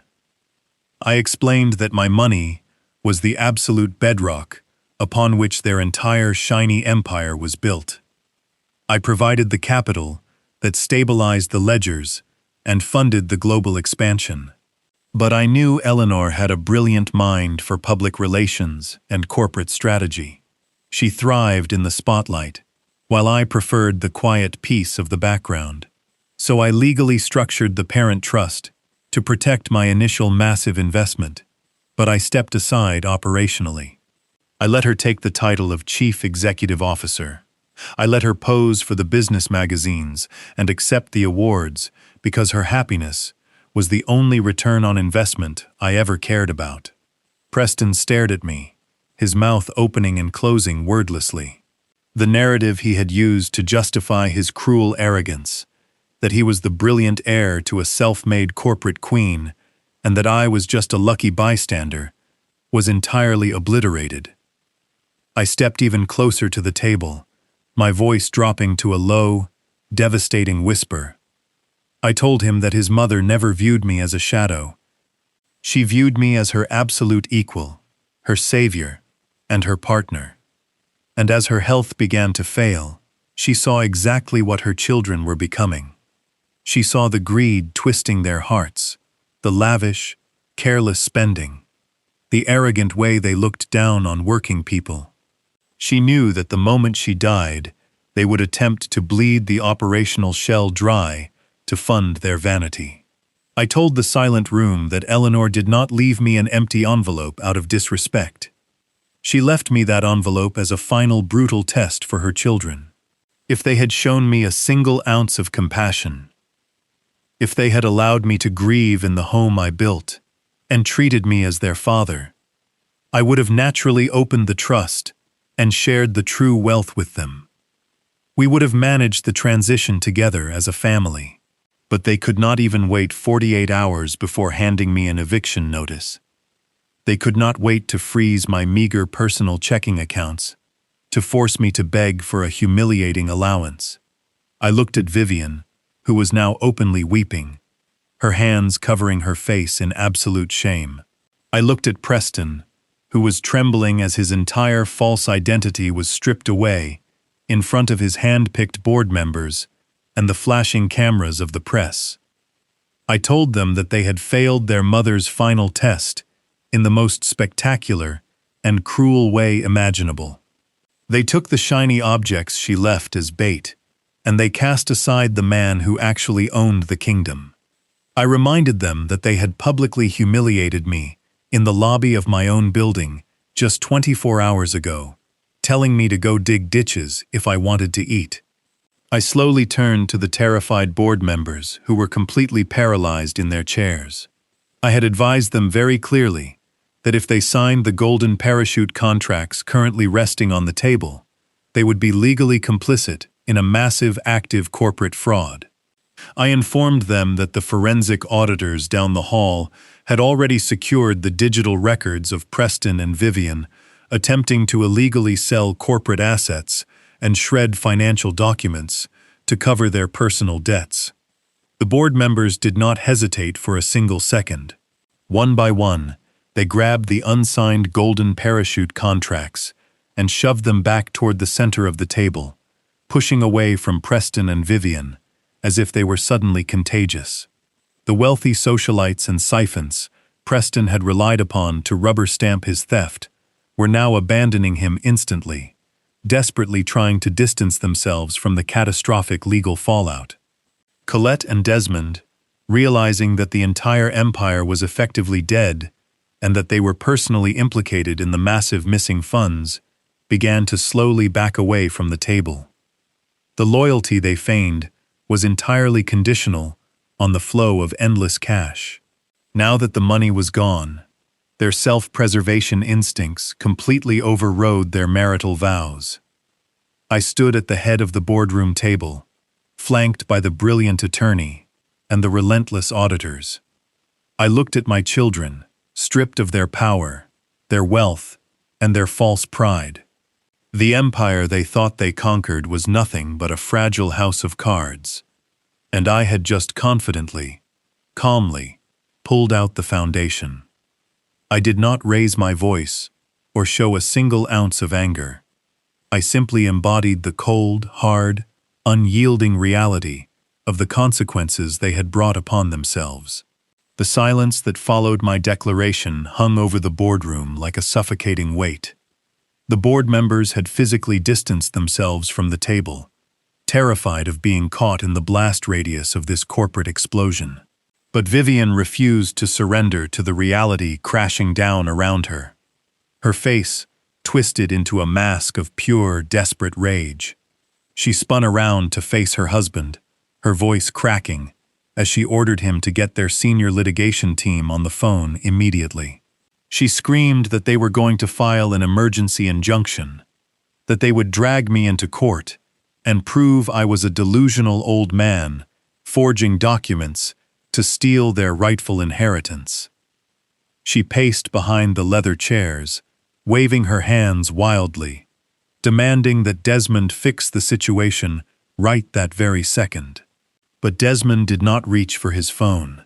He did not mirror his wife's aggressive fury.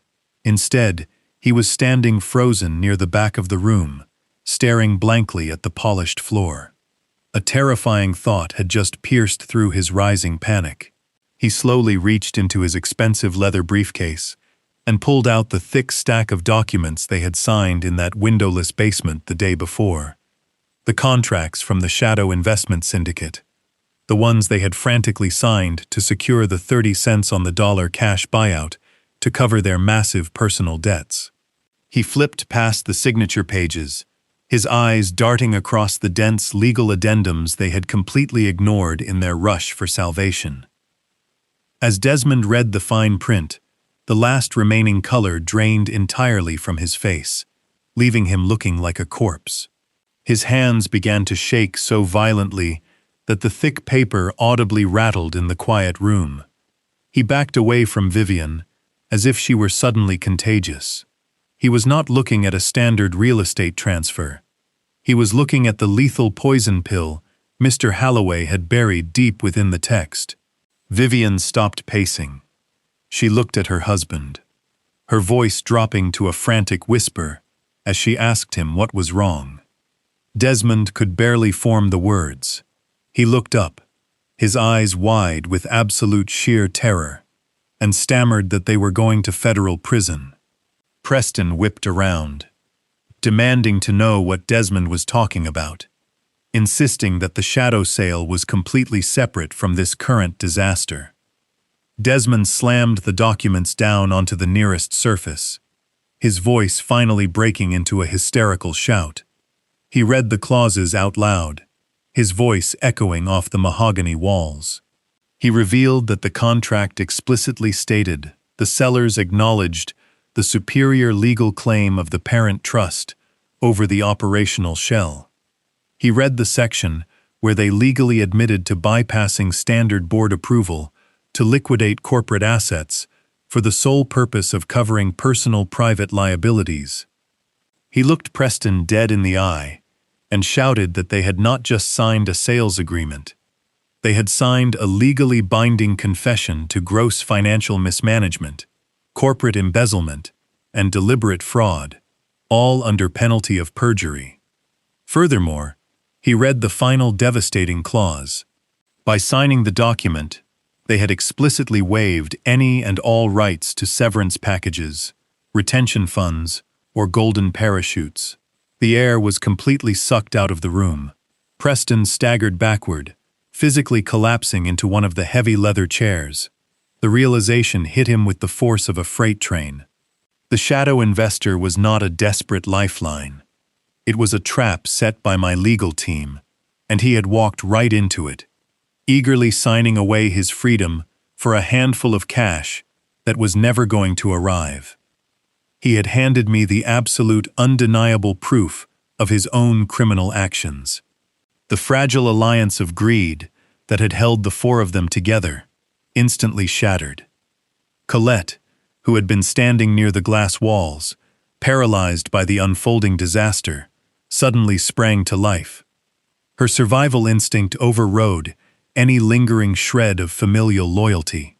She had married Preston for his seemingly endless wealth and corporate prestige. not to spend the best years of her life visiting him in a federal penitentiary. She took a massive step away from her husband, pointing a shaking, accusing finger directly at him. She screamed that she had absolutely no knowledge of any embezzlement. She loudly proclaimed to the silent board members and the watching journalists outside that Preston had lied to her about the company's financial health, that he had hidden the debts, and that she was completely innocent of any corporate fraud. Desmond immediately followed her lead, throwing his own wife directly under the bus to save his own skin. He turned on Vivian and Preston, his voice dripping with venom and desperate self-preservation. He shouted that he was merely following the directives of the chief executive officer. He lied seamlessly, claiming that Preston had ordered him to find the shadow buyer, and that he had been coerced into participating in the illegal liquidation under the threat of losing his position in the family. He declared that he was just a victim of their toxic corporate manipulation.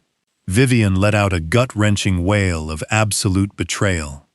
She lunged toward Desmond, beating her fists against his chest, screaming that he was a coward and a liar.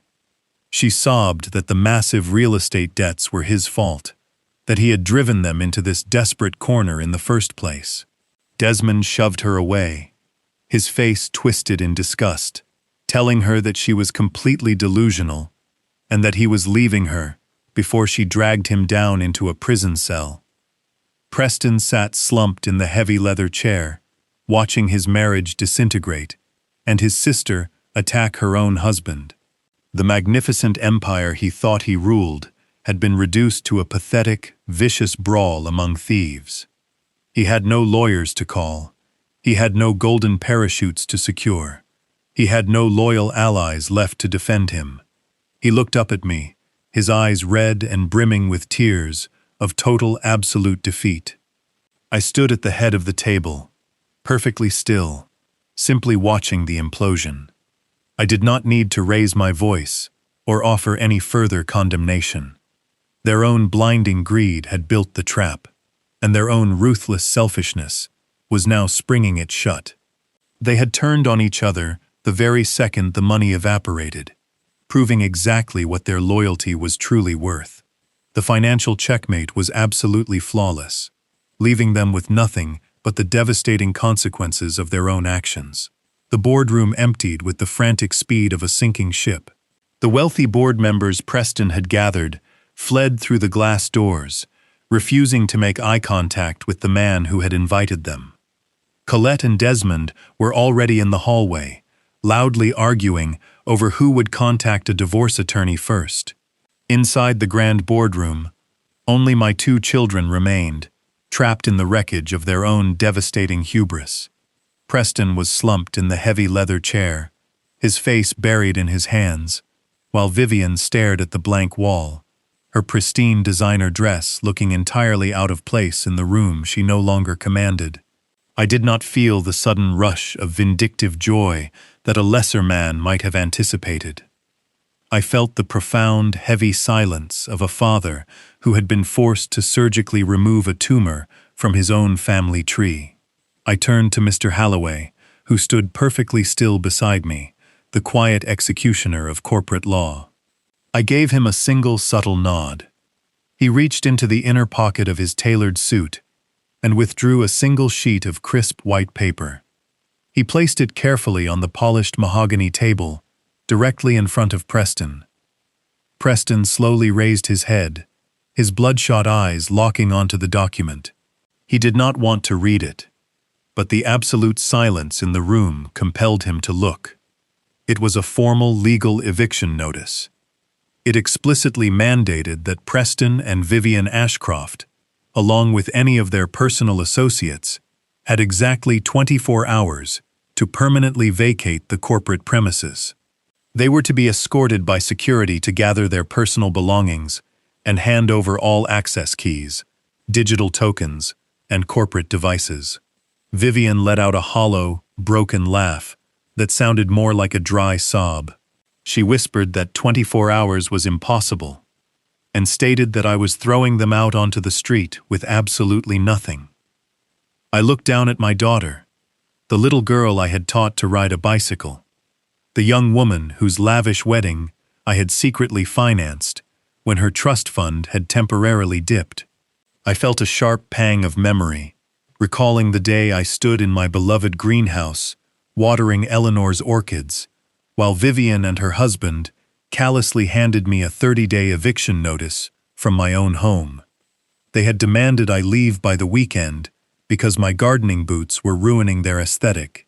I told Vivian that I was originally going to give them the standard 30 days.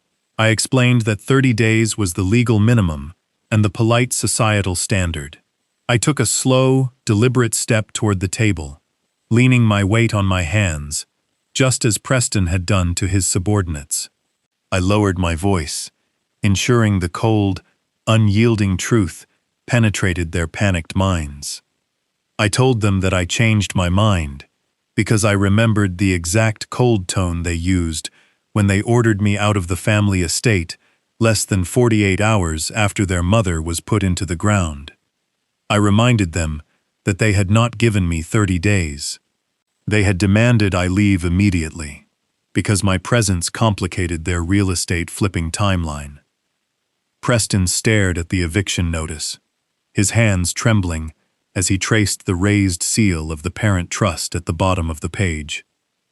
He looked up at me, his voice cracking, as he asked where they were supposed to go.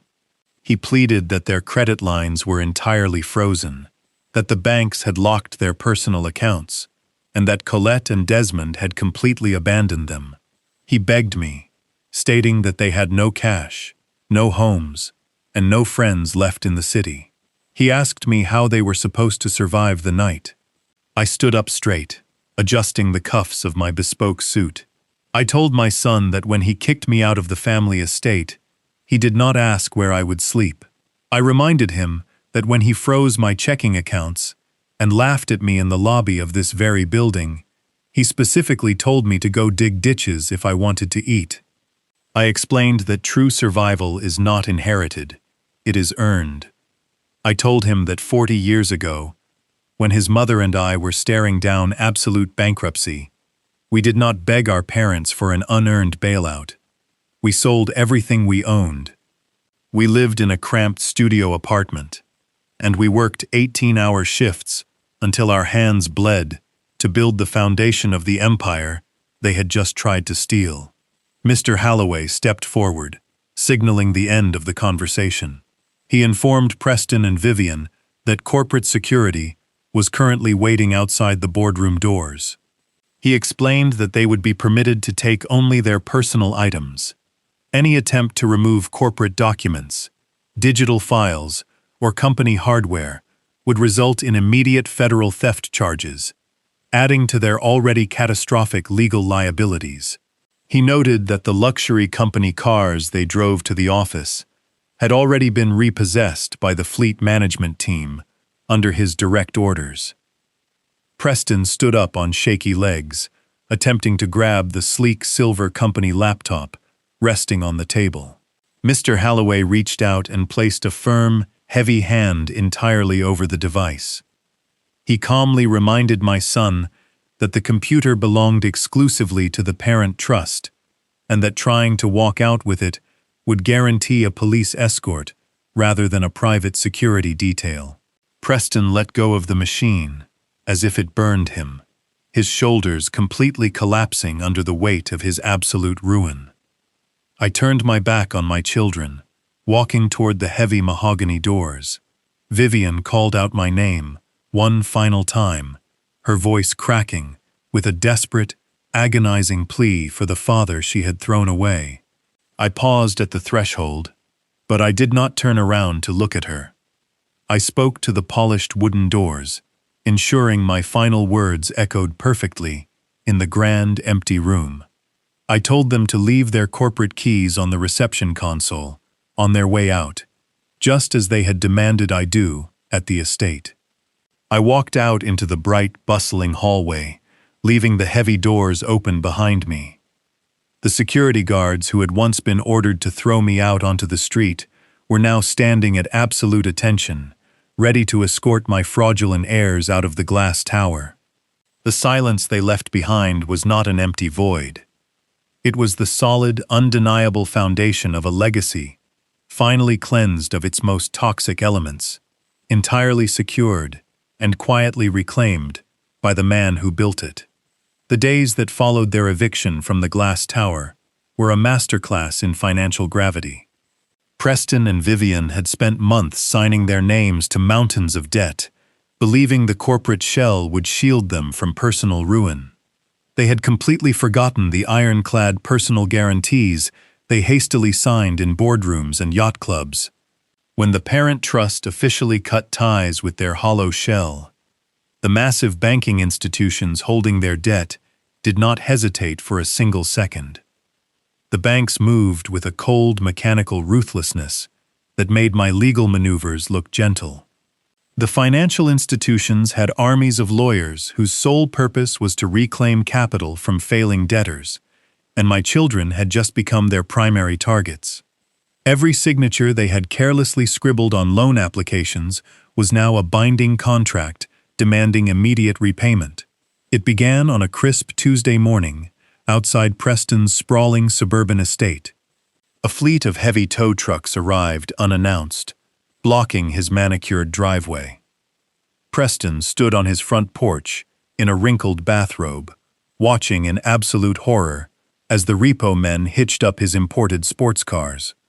He tried to argue with the recovery agents, waving his arms and demanding they call his wealth manager. The men simply handed him a thick stack of court orders and continued tightening the steel chains. His credit score had completely evaporated overnight, and his lenders were aggressively reclaiming every physical asset to cover the massive unsecured loans he had taken against the corporate headquarters. Colette stood inside the grand foyer, watching the repossession through the tall bay windows. The illusion of her endless wealth had shattered, and her survival instinct instantly overrode her marriage vows. She did not walk outside to comfort her husband in his darkest moment.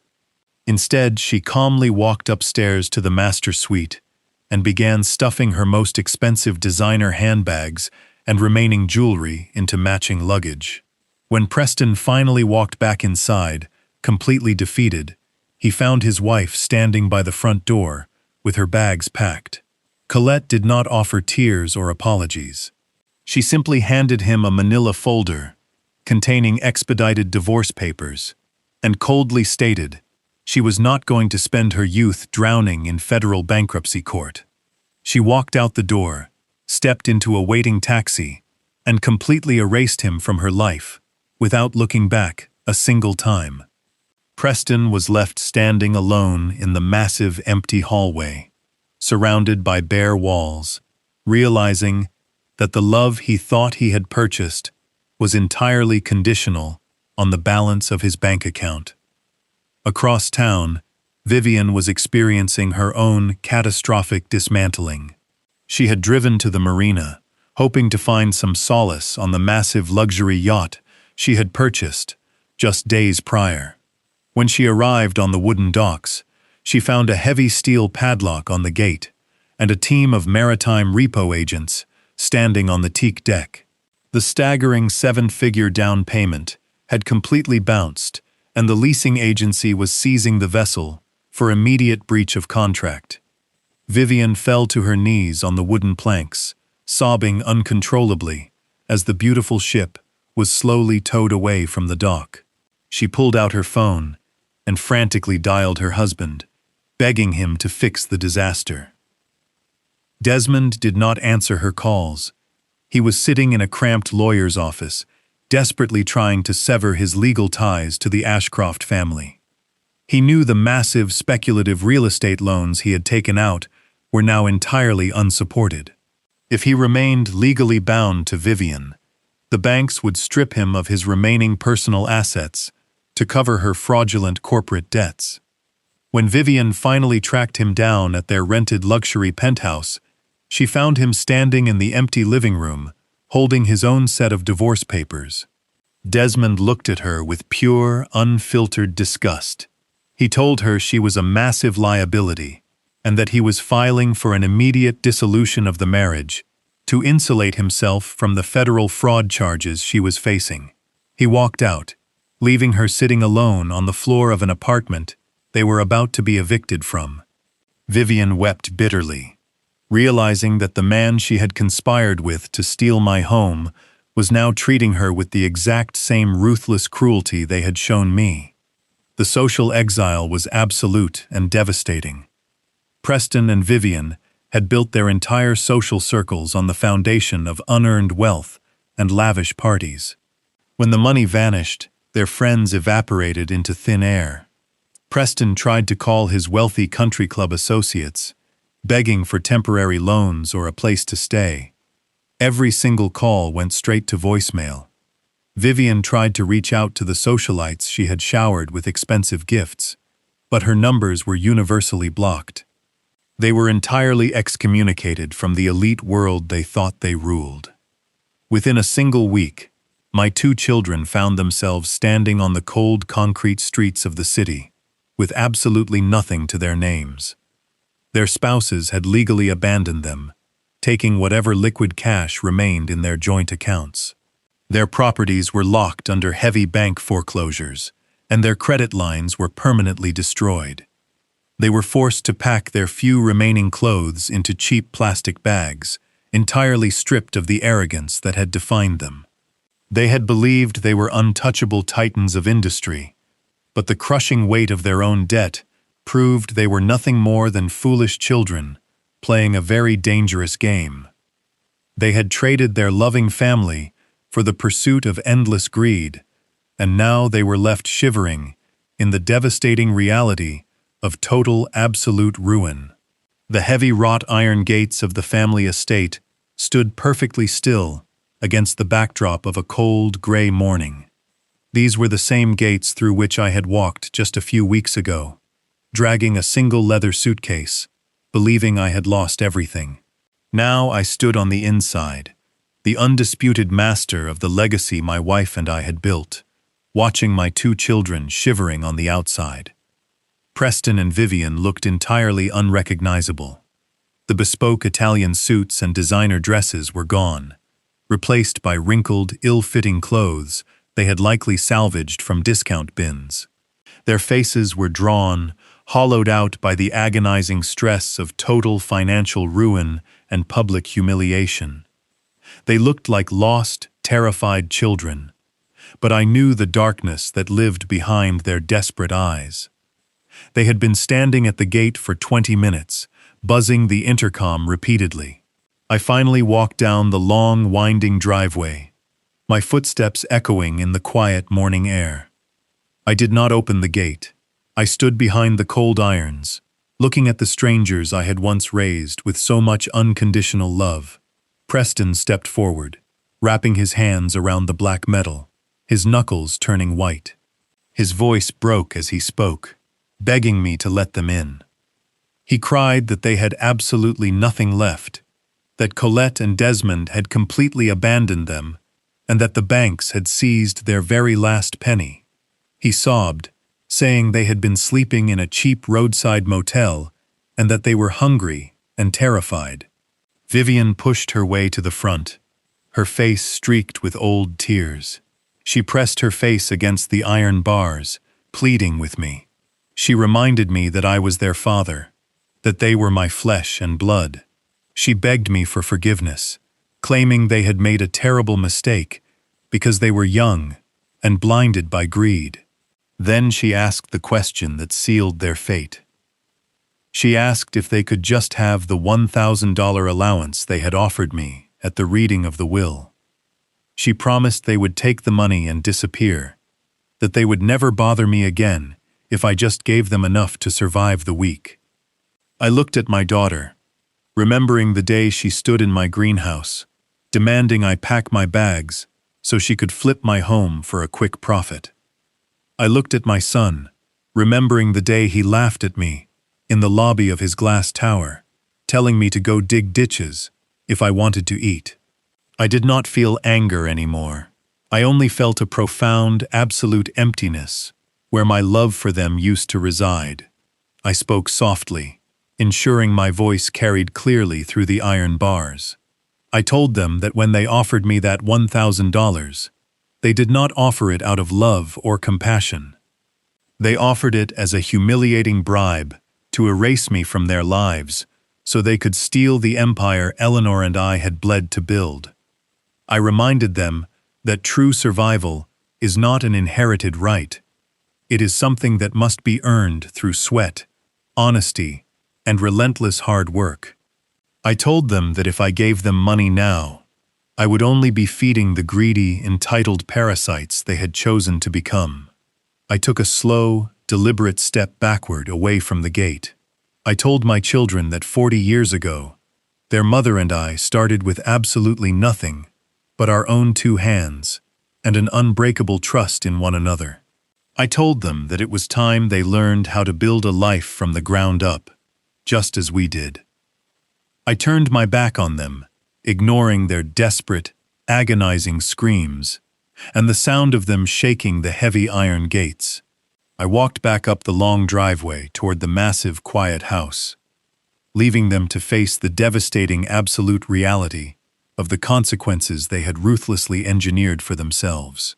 The truth is, my friends, that family is not defined merely by the blood running through your veins. It is forged through mutual respect, unwavering loyalty, and a love that does not demand a financial return. We often blind ourselves to the cruelty of our relatives out of a misplaced sense of duty, allowing them to exploit our kindness until there is nothing left. I learned the hardest way possible that setting absolute boundaries is not an act of cruelty. It is the ultimate act of self-preservation. Sometimes you have to walk away from the people you love to save yourself from the monsters they have chosen to become. If you found value in this story, please subscribe to the channel and leave a comment sharing your own experiences with setting difficult boundaries.